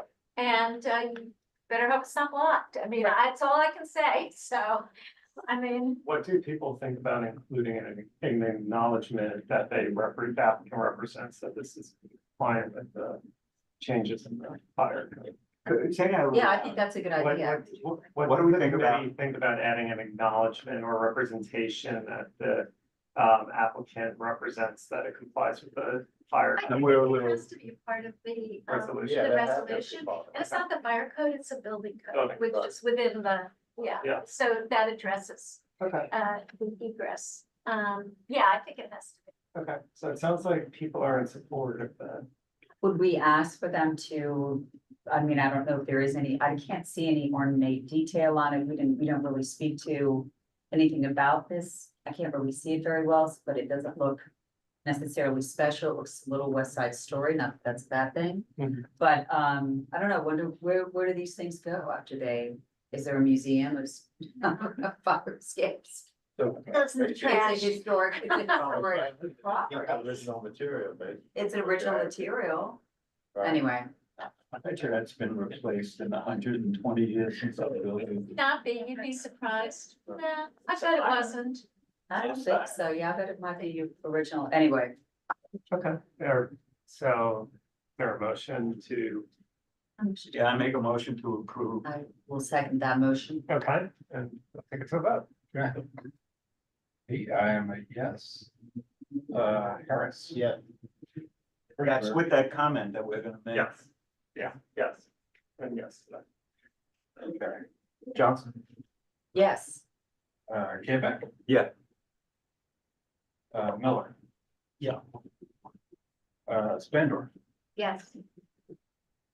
Takahashi Diallo, Yes. Whiskey, Yes. and Sue. Yes. All right, thank you very much. Thank you. okay, And now we're up to our final applicant, from 510 Fifth, the Manufacturers Trust Company building. Thanks for waiting so long. Thank you. Good evening, everybody. I'm Cass Sankelberg from Higgins Quaid Spartan Partners. It's nice to see you. My colleague Sarah Ripple is remote and is going to pull up the presentation. And also joined remotely by Kevin Gore, who's the architect of record for this project. So just give Sarah a minute to pull this up. Hi, hi everyone. I'm attempting to pull it up. I am being told, oh, there we go. Now I have permission. I will let me know if you see this, please. Yes, we can see it. Yep. Okay, thank you. Perfect. Thank you, Sarah. We are working with our clients at Fast Retailing. They're the parent company of Uniqlo and GU, which is another brand. And because you know, this site has been occupied by now two different retailers when the bank left in 2010. First, Joe Fresh and currently North Face. GU has signed a lease. They'll be taking over possession of the lower two floors of the building at the end of this year, the fall. And I'll just preface this by saying the set that we shared with you all at the end of last week, we continue to talk with Landmark staff. There have been updates to that set. I'm not sure how closely people looked at that, but what I'll say is there have only been sort of reductions in scope from that. There aren't any additions. So I'll just go through the presentation, obviously, and share what we're proposing tonight, but there are reductions, as I said, in what you might have seen at the beginning or the end of last week. So the Manufacturers Trust Company building is an individual landmark on the southwest corner of Fifth Avenue and 43rd Street. It was designated as an exterior landmark in 1997. The interior was also designated in 2010. You can see a site plan here, 100 feet of frontage on Fifth Avenue and 125 feet of frontage on 43rd Street. The building is really significant, obviously, as today, 7 years after construction, it may be appears less significant, but at the time of its completion in 1954, it was very forward-looking. Only basically the Secretariat of the UN and Lever House sort of had come before it in terms of international design. It was designed with this obvious transparency in mind and this luminous ceiling, which you can even see here at the second and first floors, in particular, that carried all the way up the facade. Next slide. The view on Fifth Avenue, the retail space that North Face occupies right now is from here over and then all the second floor. GU will actually be occupying the entire ground floor. This will be the first time that a retail tenant has occupied the full base of the building since the bank left. And then there are other office spaces. The lease area is just the lower two floors. And you can see North Face has signage and installation sort of all the way basically to the midpoint of the Fifth Avenue facade. Next slide. Coming around, this is the building entry on 43rd Street, a secondary store entry here, the ground floor space for North Face and the second floor space. And you get a good sense of the treatment of the ceiling across the upper floor. And then this is the historic entry. Historically, the entry was on 43rd Street, not on Fifth Avenue. This has been modified since designation to just have two large panes of glass. And this is the night deposit, the original night deposit for the bank, and that remains. Next slide. This is a rendering illustrating the proposed work. And really the scope involves really maintaining the transparency. And as I said, occupying the full two-story base of the building.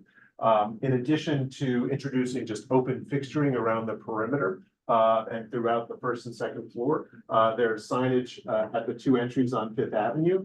And then one corner sign here, set back 8.5 feet from the front facade of the building. Inboard, there's no exterior work that's part of this application other than some decal signage on the doors. And as well as you'll see in the presentation, the modifications with the inside are really all additive. Everything is fully reversible. This is just about bringing in fixtures for retail use. Even the signage, there's no impact to historic fabric throughout the first and second floor of the designated space. Next. A bit of history, just I'll go through this quickly. Some photos from the 1950s when the building opened, you get a sense of this really sort of forward-looking design of a bank. Iconic also was that the vault itself was right on Fifth Avenue. Instead of burying it down in the cellar, it was right on Fifth Avenue. The main entry here on 43rd Street with lit signage above that entry, and then a view on the second floor, this recessed cantilevered slab. There was no railing, it was just planters. And then you can see that set back from the perimeter wall, and then the luminous ceiling running across the columns, all clad in this white Vermont marble. Next slide.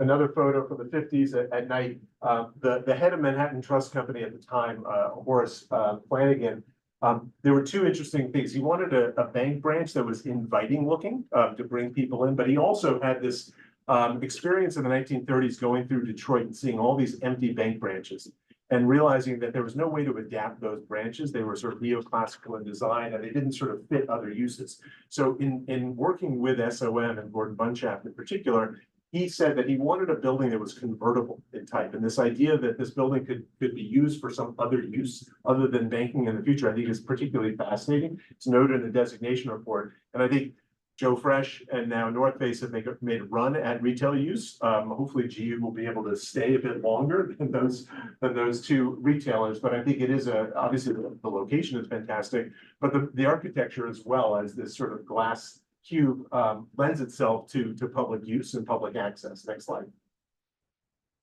Some historic photos on the interior. Part of the design were these two sculptures, the Harry Bertoia sculptures. There was a screen wall running along here, along the west side of the second floor. It divided sort of a counter space here and then office desks back here. You can just see a piece of that. There was also another Bertoia sculpture, a wire sculpture hung over the escalator. Both of those sculptures were removed just prior to designation, but then they were returned back to the space in about 2011. Next slide.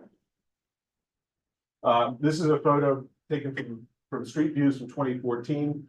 Just you can see the Joe Fresh store that was in place. And we use these images just to call out these large blocks of signage, these two cubes or blocks here on Fifth Avenue, one on 43rd Street, and then a lot of infill at the ground floor, and then another view here, just to show sort of what has been approved over time for signage for the retailers. Next slide.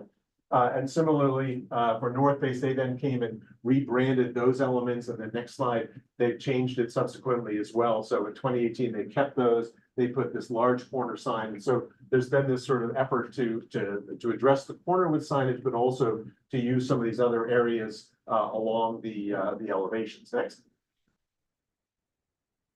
Some existing photographs throughout the ground floor. I'll just point out that the cladding, the marble cladding on the columns is historic, but the floor was completely replaced after designation. It's a terrazzo floor, and basically the original escalator, which came in right off of that 43rd Street entry up to the second floor, was reoriented and turned 90 degrees. And in doing that, the floor was replaced, both at the first floor and the second floor. So the ceiling too was replaced in the 1980s and subsequently replaced after that. So both the floor and ceiling finishes are non-historic, but come close to what was there historically. Another view now looking with your corner at 5th and 43rd into the store. You can see the location of the escalator as it exists today. Next slide. And then another view, along the escalator, looking west on the first floor. Next. An elevator that provides ADA access to the second floor. That was also added after designation. And you can see how this second floor slab is held back about 8 feet from the curtain wall in this photograph. Next slide. The vault, as I said, when you're on Fifth Avenue, you historically could look right into the vault space. The vault door and wall were preserved as part of the designation. The walls around the vault were removed, but you can see it from inside within the designated space right along here on Fifth Avenue. And then when you're back, the designated space basically ends at this gate. And you can see it when you're inside the store looking back toward Fifth Avenue. Next slide. Some additional photographs. This is a key plan here. This is a plan from the designation report, just indicating in green, the area of designation. This is Fifth Avenue here in 43rd Street. So just the front face of the vault and the vault wall, and then this space. And then you can see the conditions here. And this is basically the adjacent space that hasn't been occupied for probably since 2010. That will also be part of GU space. Next slide. The second floor, this is now looking north, the escalator opening. Historically, the escalator came up this way. The second Bertoia sculpture, just out of this picture, is located now above where the escalator opening was. We're actually proposing to relocate that ceiling sculpture so that it's more oriented in line with the escalator as it was originally intended. Next. Looking back now to that screen wall and the escalator opening across the second floor, and the terrazzo across the second floor, like the terrazzo on the first floor, was also replaced in 2010. Next slide. View into the corner, so you can see sort of how this space has been obscured by this frame structure. It's merchandised on the outboard side with signage hanging off of it. Next slide. And then a few details just showing how that's suspended off the floor. And then the glass railing, this non-historic glass railing circa 2010, 2011, and then the gap between the second floor slab and the curtain wall. Next. A few details of the Bertoia screen along this western portion of the second floor. There are fitting rooms built directly behind it with this black wall. So you sort of lose the transparency through the screen. It's something we're actually going to be undoing. So it, again, sort of works as this sort of open screen in our proposal. Next slide.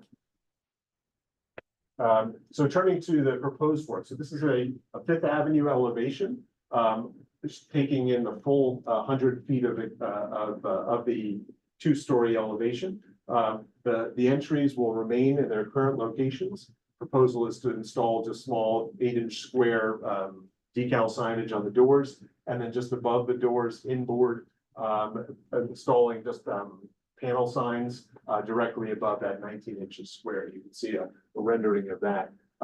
So looking at the balance of the elevation, the vault door obviously remains here, mannequins in the window, low sort of open fixturing around the perimeter. The key, as I mentioned at the outset, is to maintain the transparency that was there historically from the outside in.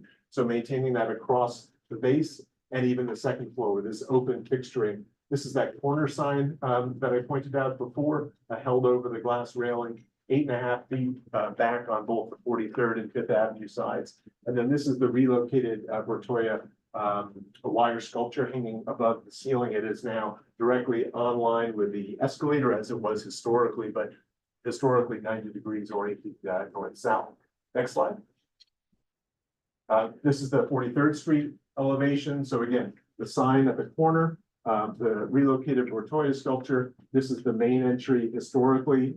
So that fascia, that stainless steel fascia, that black granite panel with a night deposit, that's existing, and then just open fixturing and mannequins across the base. And then these decal signs on the glass door for this secondary entry on 43rd Street.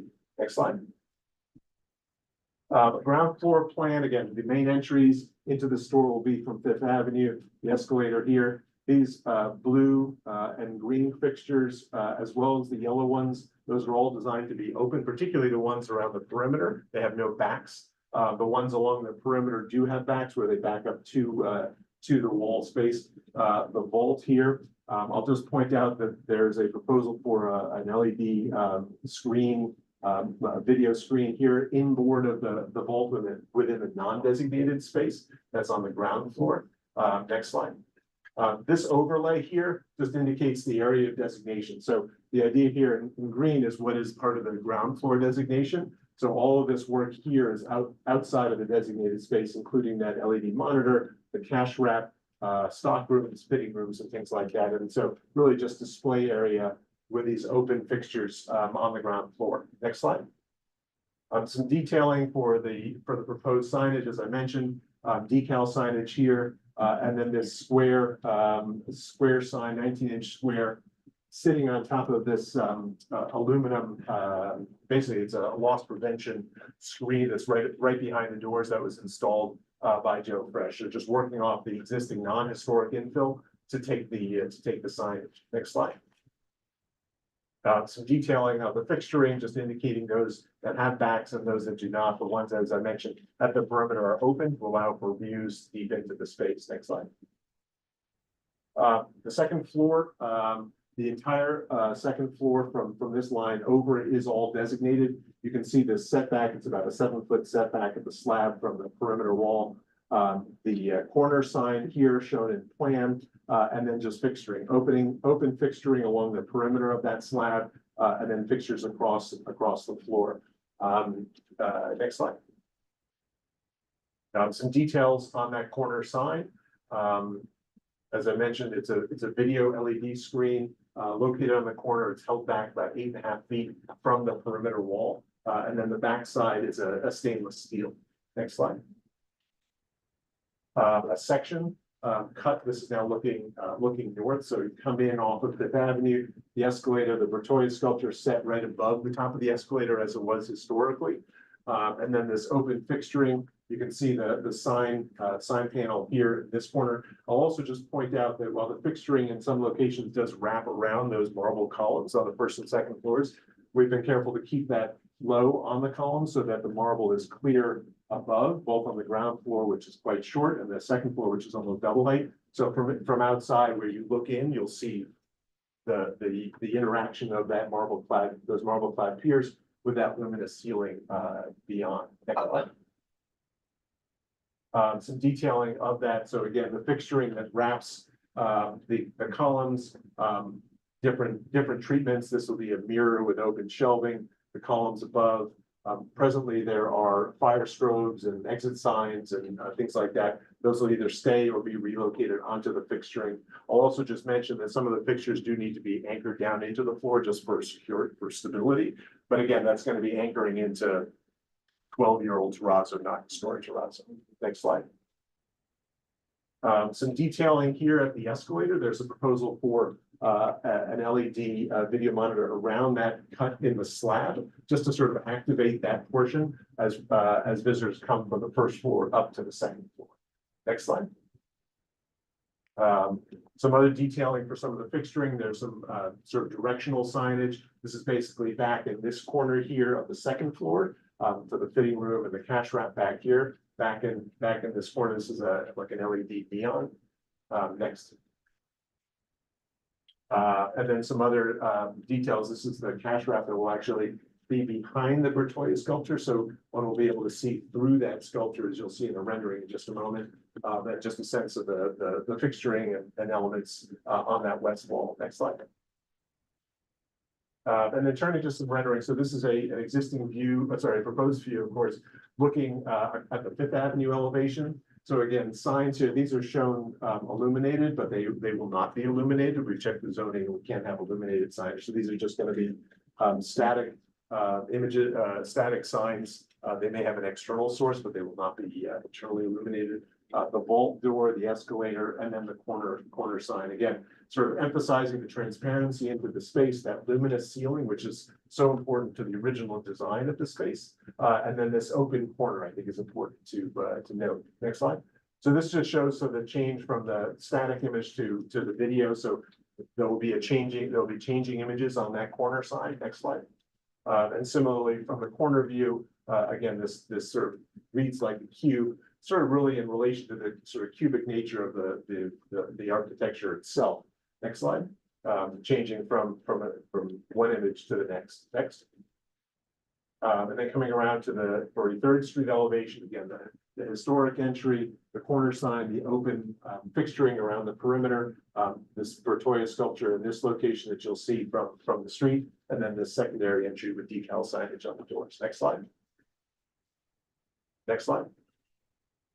Some renderings from the interior. So this is from the ground floor. You've just come in, the escalator going up to the second floor, the ceiling, open fixturing. There's a relatively low ceiling height here, particularly compared to the second floor, but you can see the terrazzo and stainless steel finishes that exist around and the marble piers, which punctuate the floor of the first level. Next slide.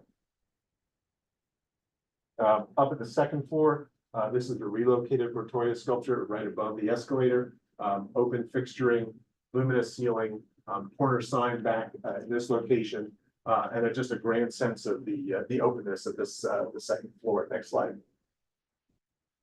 Flipping around the other way, so now we're looking west. The sculpture on the back wall, the other sculpture here at the ceiling, the LED screen around the opening at the escalator.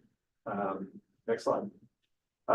We also just wanted to, for context, sort of just talk about a little bit how Landmarks has looked at these adaptive reuse projects, looking at other individual landmarks and interior landmarks to see how they've sort of accepted a certain degree of change, partitioning, signage for other landmarks. We just have a few examples. This is the AT&T headquarters down in Lower Manhattan, 195 Broadway, where once AT&T sold the building, this ground floor lobby, which was lobby, it wasn't a banking hall, but it was a lobby, also was kind of a transactional space for AT&T. You could come and pay your bills and things like that. This has been converted to a sort of public galleria, but also commercial and retail location. So there are large internally lit signs that are hung from the ceilings for each of the three retail spaces. Next slide.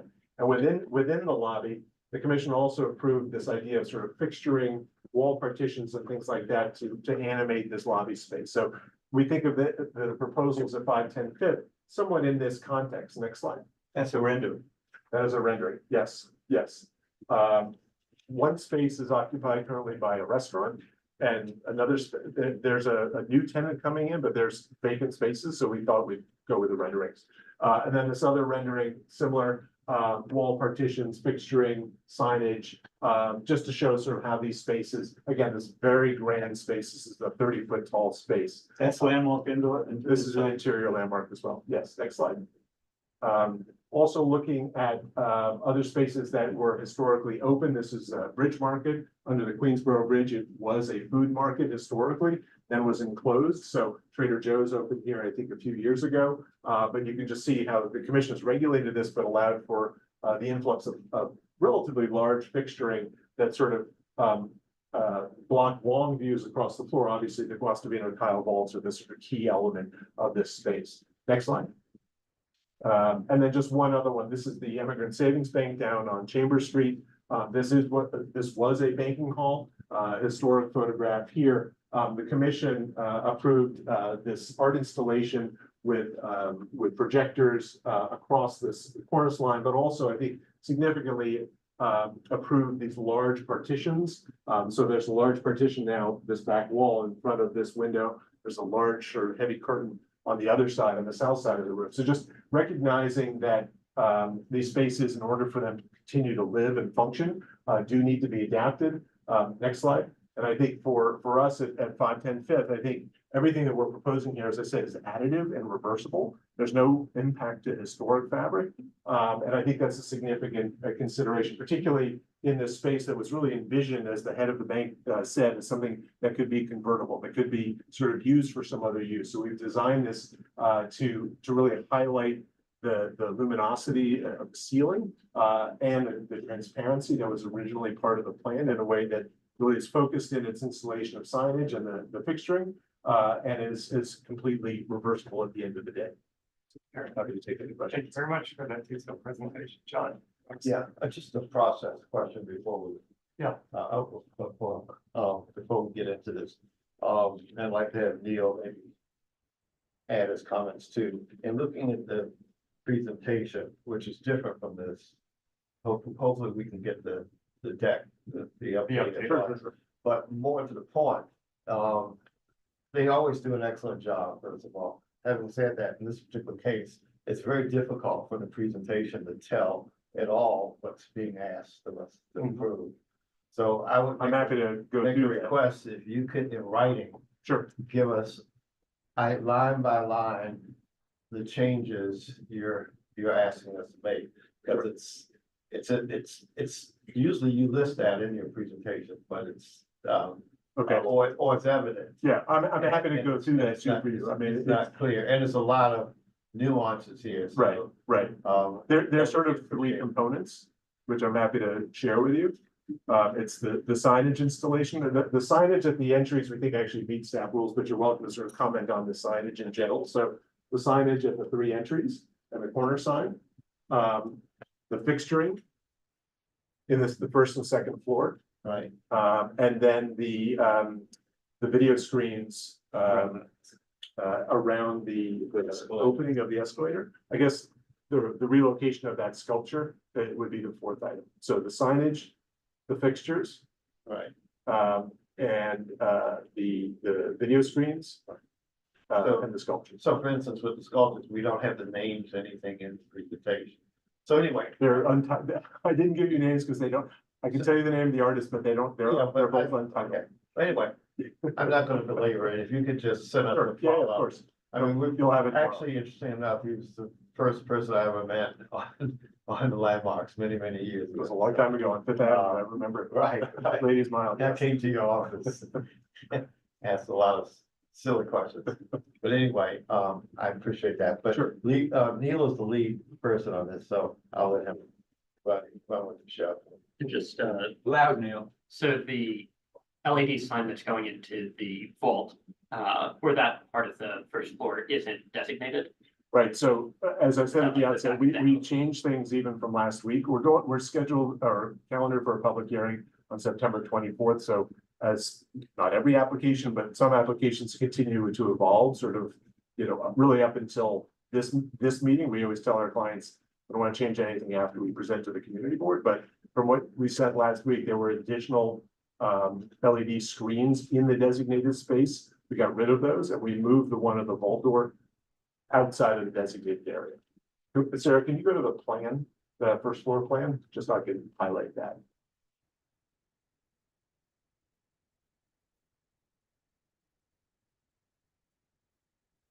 So this is now, you can see the green line. So it had that actually right at the back of the door, sort of in between that grill and the vault door. Now it's inboard of that. There were also video screens on these columns, and those have been removed. So it's simplified from what you saw.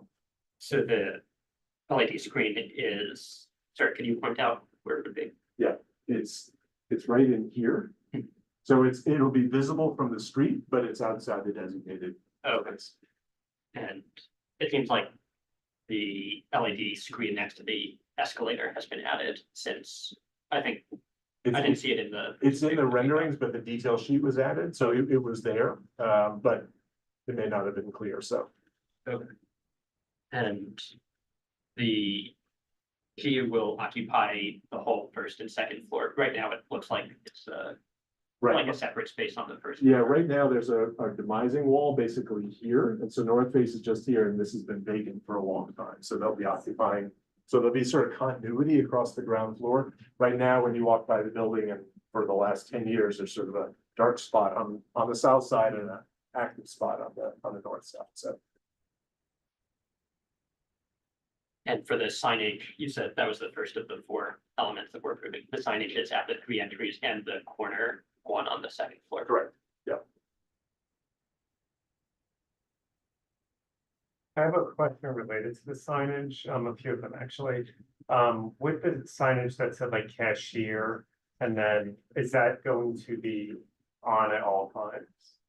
So the store is open, yeah, that's kind of wayfinding signage, so I don't really think about that as signage, but that's part of the signage scope. Okay. So yes, that's. And that'll be illuminated at all hours, as will the corner GU. Not when the store is closed. Oh, okay. Yeah. Okay. I'll confirm that, but I don't think this will be on 24 hours a day. Okay, and also with the LED screens around the escalators, once this store is not, when after hours, not. I'll confirm that with John Scope, but yes. Okay, and then with the GU sign, that would be there, but would it be like rotating, like you mentioned that there's like a, it's not going to be static. It's got a video component, so that's why our renderings actually, you can toggle Yeah. from, you know, the logo to an image, just to indicate that it's not a, And it'll be like a moving white at box. all hours though, right? when the store is open. Yeah. But even after, like if you walk past it at like 3 AM, I presume it would still say GU, but it wouldn't. I will. Okay. Which sign are we talking about now? Where it says The GU. GU? The corner sign, yeah, yeah. I mean, interestingly, having now read a lot about the history of the bank, the ceiling was lit until 1 AM. Which I think is kind of unusual, but it was like such an icon and a beacon that, you know, they wanted to sort of show it off. I don't know that this is gonna be on, but I'll confirm that with our client. And also, I don't think this was discussed, but in the rendering, the ceiling lighting looks a lot brighter than it does whenever I walk past there. Has Right. the hue or whatever changed, like the color of the lighting? So, no, it will be just a. Sort of like white a light. yellowish. Well, it's right now, it's just fluorescent tubing. Okay. It'll be, it will be a white light similar to what we see in those historic photographs. Okay. Yeah, That'd be an LED. yeah, they're gonna Yeah. be converted to LEDs. Yeah. Yeah, and what's there today is post 2010, the whole ceiling was, all those fixtures were replaced. That's the second generation. What is across the street? I know that seems like a strange question, but what is across the street? There's construction on this corner right now, and there's, you know, there's a commercial, like a 1920s commercial building. Which is south. Not a residential. Corner. Yeah. Yeah. I mean, this is a, you know, a rigorously commercial. What, yeah, that's all commercial. Yeah, yeah. that's all. And Urban Outfitters and a Best Buy are near there. That's by So, further up. yeah, further up. I think, Oh, and but that- that's all retail. There is a woman's clothes. That's okay, I just wanted to fully hear that. That it was- Yeah, it's a commercial district. Yeah. Barbara. So right now, when you walk by that corner, North Face has display on the ground floor. That wasn't quite clear to me from the presentation, which, as everybody said, always great. I learned so much.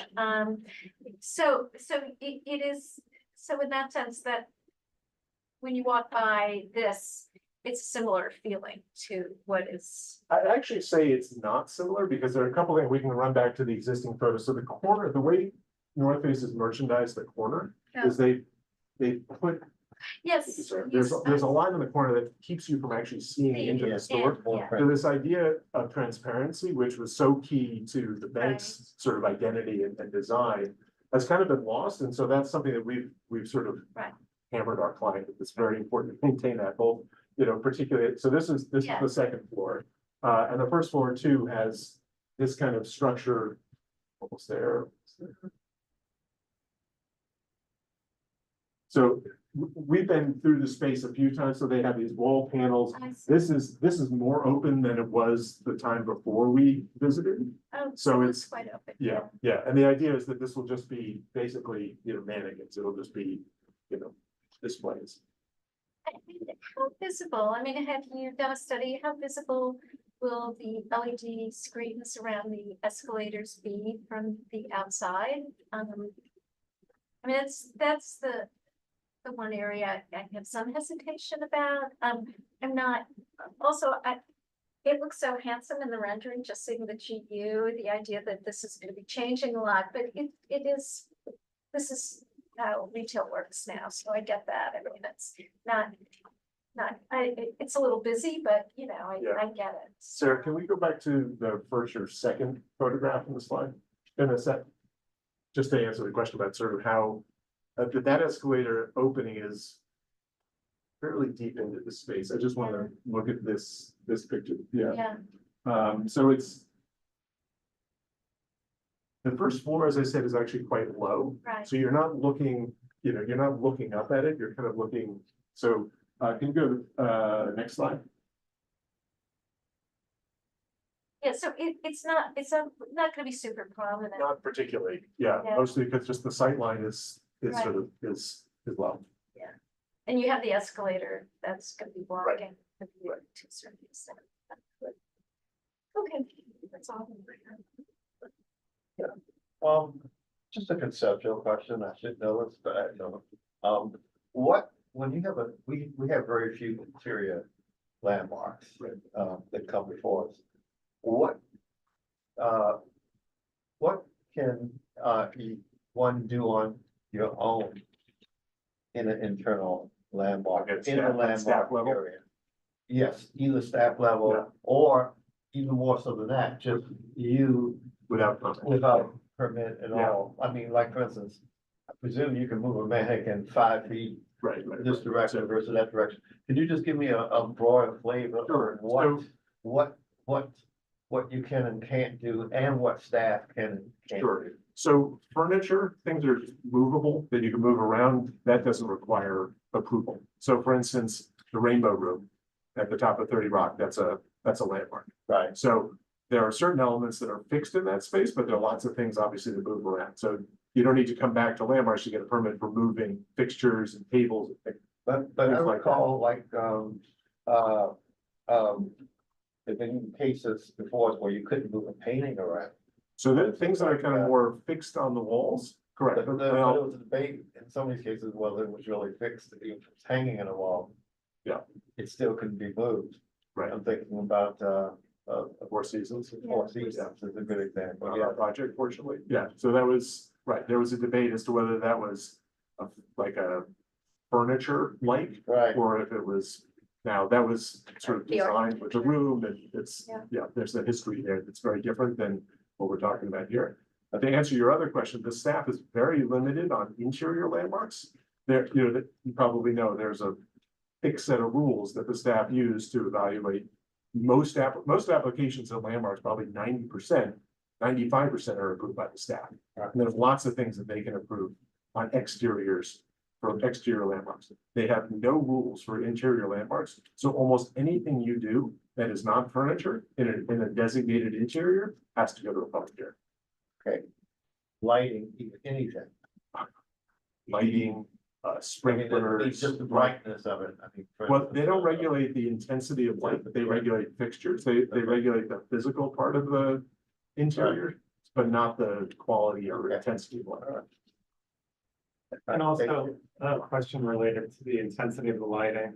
With the LED screens around the escalators, when it's dark, let's say during the winter time, and the lighting is more prominent, would the LED screens with their like luminosity be consistent with the rest of the lighting? So that there isn't like a giant like glow around the escalators? Another question I'll have have to get back to you about. I mean, I think one thing to remember with that screen is you're gonna be, particularly when you're in the space, you know, the whole ceiling is lit, and Yeah. then perpendicular to that is the LED, so it's not against a flat, dark, well, not dark, but unlit ceiling, it's against a lit ceiling. Yeah. So it doesn't have, it's not gonna necessarily have the contrast that it might if we were looking at it here. Yeah, it's not gonna pop. Yeah. Like, A question about the large blue and white GU sign in the corner. Yes. Could you bring that up? Yep. Do you think? So we can see that, please? My question is, yeah, perfect. That's a pretty big sign. And it's interior, and it's like one piece. Right, so it's connected, it's basically. Okay, the right angle. Yeah. Does that, is that gonna be showing stuff? Is it gonna always be GU, or we're gonna see? So it has a video quality to it, so it will change. It's Will not be gonna be a set. For example, what would be on there? So if you can run down to those other renderings, so they're pictures of people wearing GU clothing. So it's advertising, I think. Well, it's not advertising, but it's accessory to the tenant. And how, is it gonna be like, I remember we once said Union Square Pet Store wanted to have moving animals. there's how many all of. Right. Right. And so I'm just trying to see if that's gonna, because we didn't like that.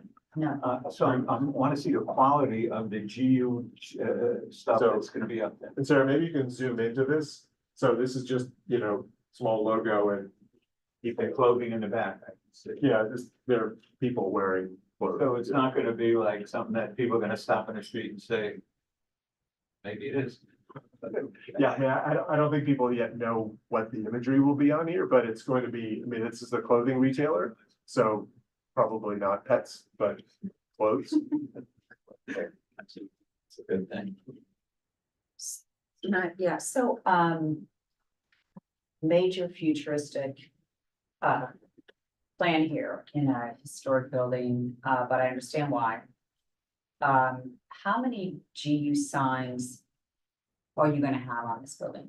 Do you know like the number of signs that are gonna be attached aside from the large advertisement? Because the advertisement is, I know we're all digital now, and that's the way it is, and Right. I'm not gonna knock that, but it obviously is futuristic and modern. It's not a sign, it's an advertisement, it's an ongoing display. So it really is different than just having the name of the company. Mhm. Do you know what I mean? It really, it's an ongoing, animated video screen. Right. That every now and again says GU. So it says, so how many other GUs do you have outside? I know you said you had to eliminate some. So the only other ones that you see here are just static. They're just, they're decals on. So they the door. don't illuminate. So these over the door, they're not internally lit, but we're probably gonna figure out a way just to bring a little bit of daylight, a little bit of artificial light to the face of them. But you don't have a lot of light. I'm kidding. That was a joke. Well, so these are the entries. So, obviously with this, the architecture of this building is intended, particularly on the Fifth Avenue side, to be sort of uniform. So where the entries are and marking those is important to a retailer. So there's gonna be, these are little square signs right above the door. So there might be an external simple LED strip to light the face, but they're not gonna be internally lit signs or LED monitors. So they're, decals on the doors and then these two. So these, 4 and 4 here, and then there are 3 125 feet down. 43rd Street.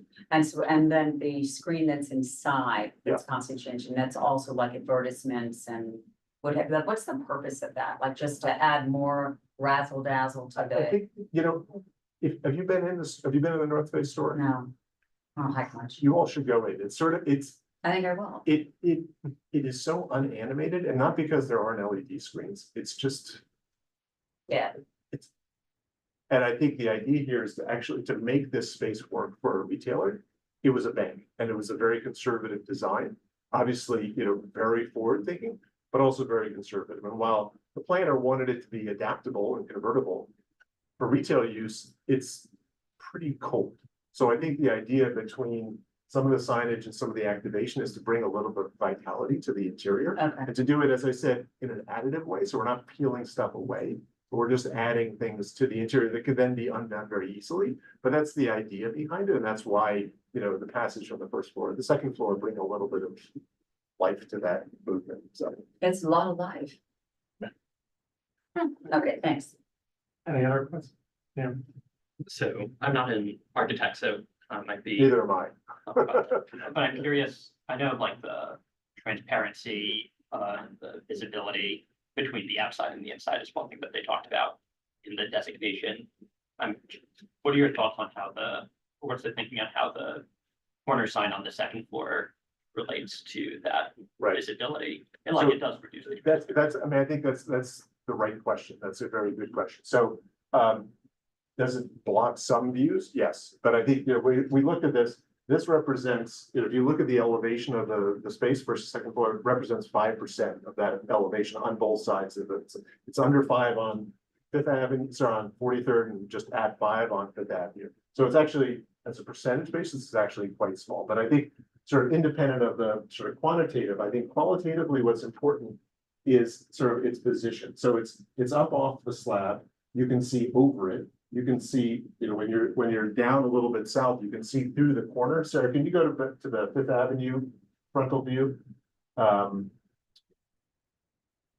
You can see through this because it's set 8.5 feet in on both sides. So while it does have some size, I think proportionally, and in terms of the scale of the base of the building, it's actually, in my mind, it could be found appropriate. But I think, as I said, independent of the sort of quantitative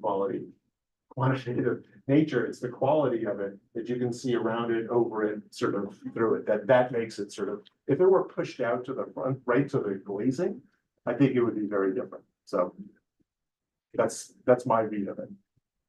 And just an operational question, maybe you have the answer, but when I walked by this, at the building just before this meeting, I didn't see a notice sign. I don't know if you like know for the fact that it was put up, like a hearing Our notice. postings? Yeah, Oh, yeah, we did, yeah. okay, We sent the board office a lot of pictures. okay, Yeah, that was done on Wednesday or Thursday last week. Hearing would be okay, null and void.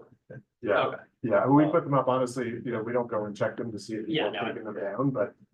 Yeah, Okay. we sent Marissa lots of pictures Okay. of last week. Well, let's see if we, people, Yeah. okay. Oh, I'm sorry, no. Well, mine is a process, so you go ahead. I was just gonna ask, so with regards to the contrast between all of these very futuristic and animated give life to the space.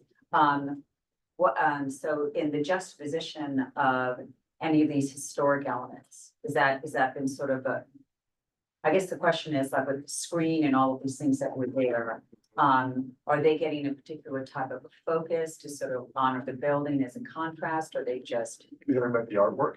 yeah, like, that gorgeous screen Right. and what have Well, I think, they're you. With gonna the be, busyness of everything that's going on, how are you dealing with that from honoring those right, so. original elements? So what's interesting about the historic photographs, which were taken after the bank had opened, they were, particularly the screen, there was a lot of activity. There was a high counter in front of it, and then there were bank officers' desks right behind. Okay, so. So it was a division, sort of a programmatic division, but you could see through it. Today, there's a black Right, I know. sheetrock wall, so you Yeah. don't see through it. Pretty much. That's coming down. So you're actually gonna be able to see through it again, but it's gonna operate in much the same way as it did historically, where it's sort of an open divider between two spaces. Okay, so So- there's nothing in front of it. No, just fixtures on the floor. Oh, cool. Yeah, Okay. and then behind it, 10 feet beyond it will be a line with.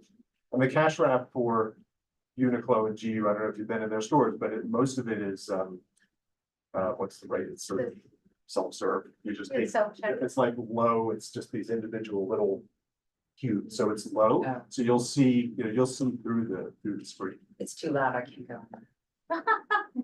Drives me crazy. Okay, and John, Yeah. I have another request for you. If you Yes. just submit to CB5 office. Yep. A copy of the LPC official application. So, With the signature and everything. I'd like to see what you formally submitted to LPC. so everything at Landmarks has changed in that regard. So there are no more signed paper applications. Well, I don't want time, but the application, you still submit it with the contact names and the architect and you basically, it's on the website, Phil, no? The checks, So they just, unless they recently. 4 months changed. ago, 4 they months. started a whole new filing system called Okay. Portico. It's all, Sarah, maybe you could speak to this. There's no formal copy of an application form, isn't it? Is there?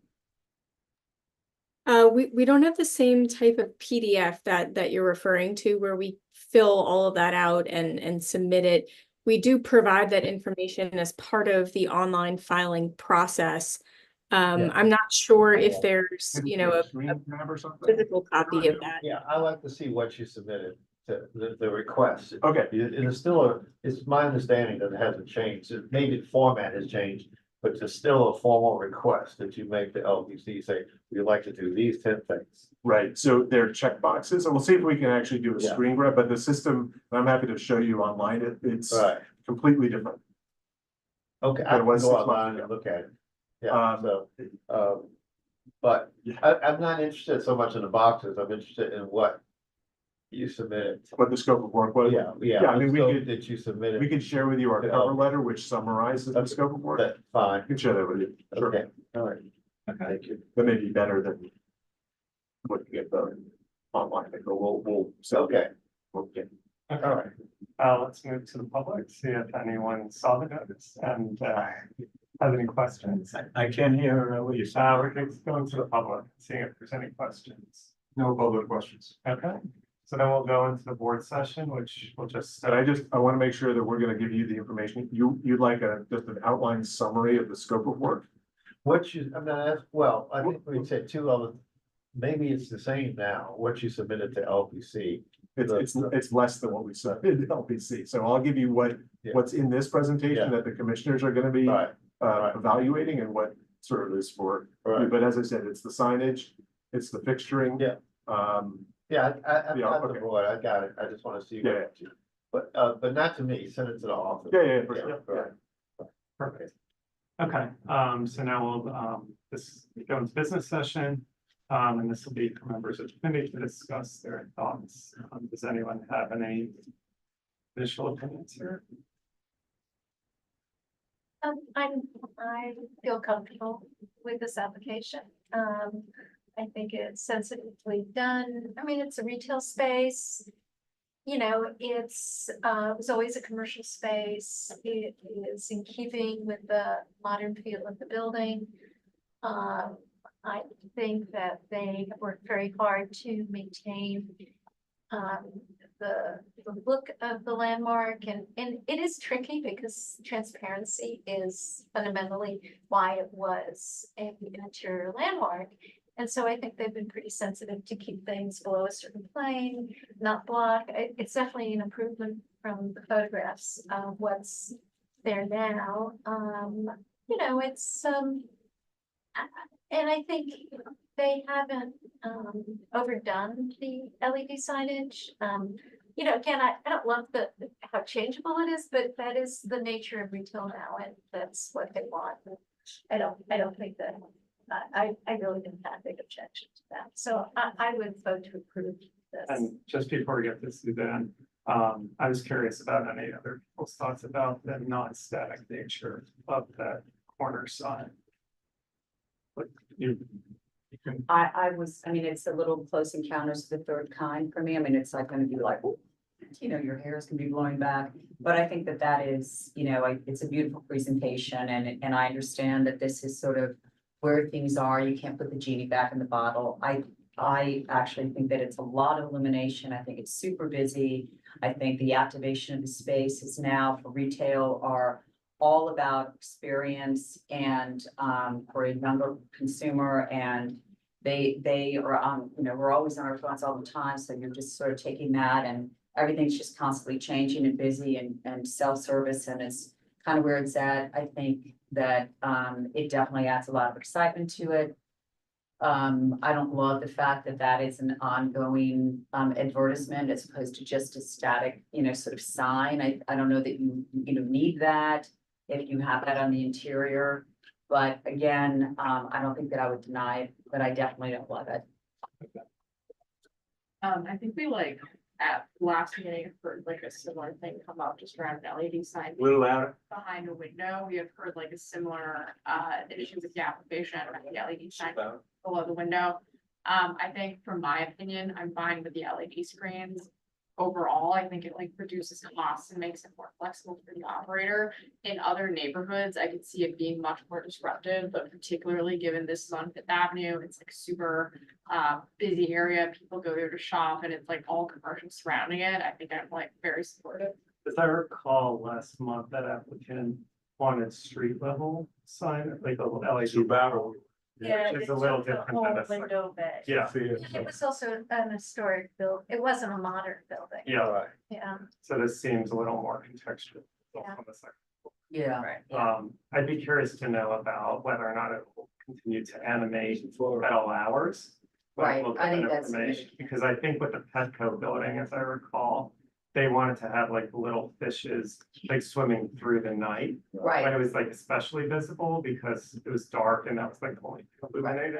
And it was also a very historic. Right. And Well, that's, it's sort of weird. It has that yeah. thing on top. Yeah, that it was cabinet great. logo. I know, remember, but that's the reason I asked. I just wanted to qualify because I live in the West 50s and Times Square is being dragged up into our faces, and we have a bunch of historic residential buildings, but it is now considered a commercial zone. So if you just happen to be an unfortunate, lovely older building that is facing a new hotel, you have a digital sign right in your living room, it looks, you know, so it is terrible, and you can't undo that once it's there usually. Mhm. It sets a precedent, and this will set a precedent.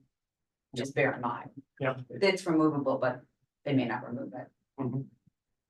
Yeah, like, Yeah, so a couple of things. First, it's great to not have an empty space on Fifth Avenue in Right. such a prominent position.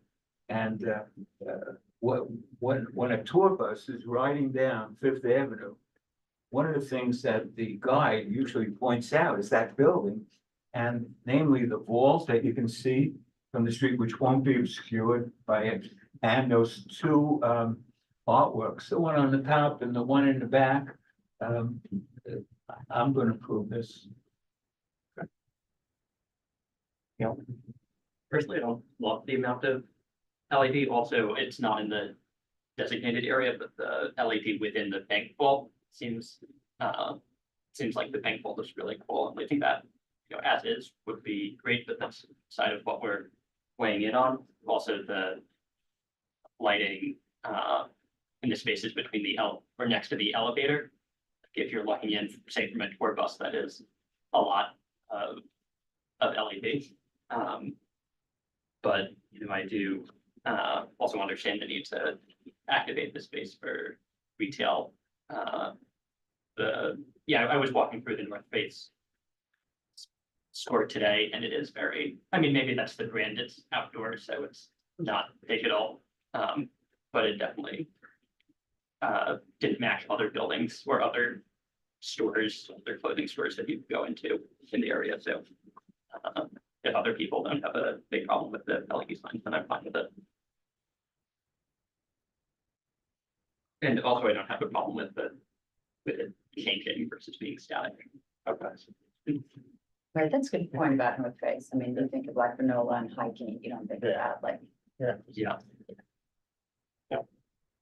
okay, I mean, it sounds like people are in support of applications, so. I think knowing about the hours of the signage will be helpful, Okay, but subject to that, it's someone Yeah. in favor of a motion. I make a motion to approve. Second. Okay. Good vote. Okay. So, yes, Harris. Yes. Hirschberg, yes. Johnson. Yes. Kivett. Mike, you there? Mike, you good? Yeah. Mill, Yes. Amber, Yes. Dr. Archie, Yes. Yes. All right, thank you very much. And before we end the meeting. Thank you all. Yeah, thank you. Thank you. Okay. Tomorrow at 10:30, there's a free Garment District walking tour. 10:30, meet at the Needle on 7th Avenue and West 39th Street. Big red, big orange, big yellow, that's what I mean, button at 10:30 if you want to learn about the garment industry history. How long is the walk? How much from 10:30 to what? We're going to a factory, depends how long we stay in that great factory, usually around 2 hours, but you can leave whenever you like. It strains all over the place. Thank you. All right, thank you very much. I think that ends the meeting then. Thank you very much for coming. Tomorrow. Tomorrow. Thank you very much to everyone for coming. I know it's yeah. Who has busy got week. to these? We have something like that. I just need a digital now. actually.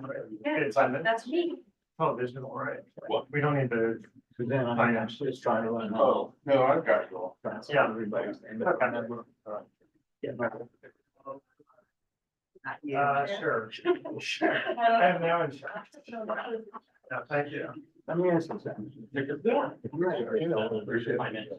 Chair and vice chair. So with the resolution, Listen, it's always so great. yeah, you write the resolution, just send it to Kevin and myself, and then we'll provide it and.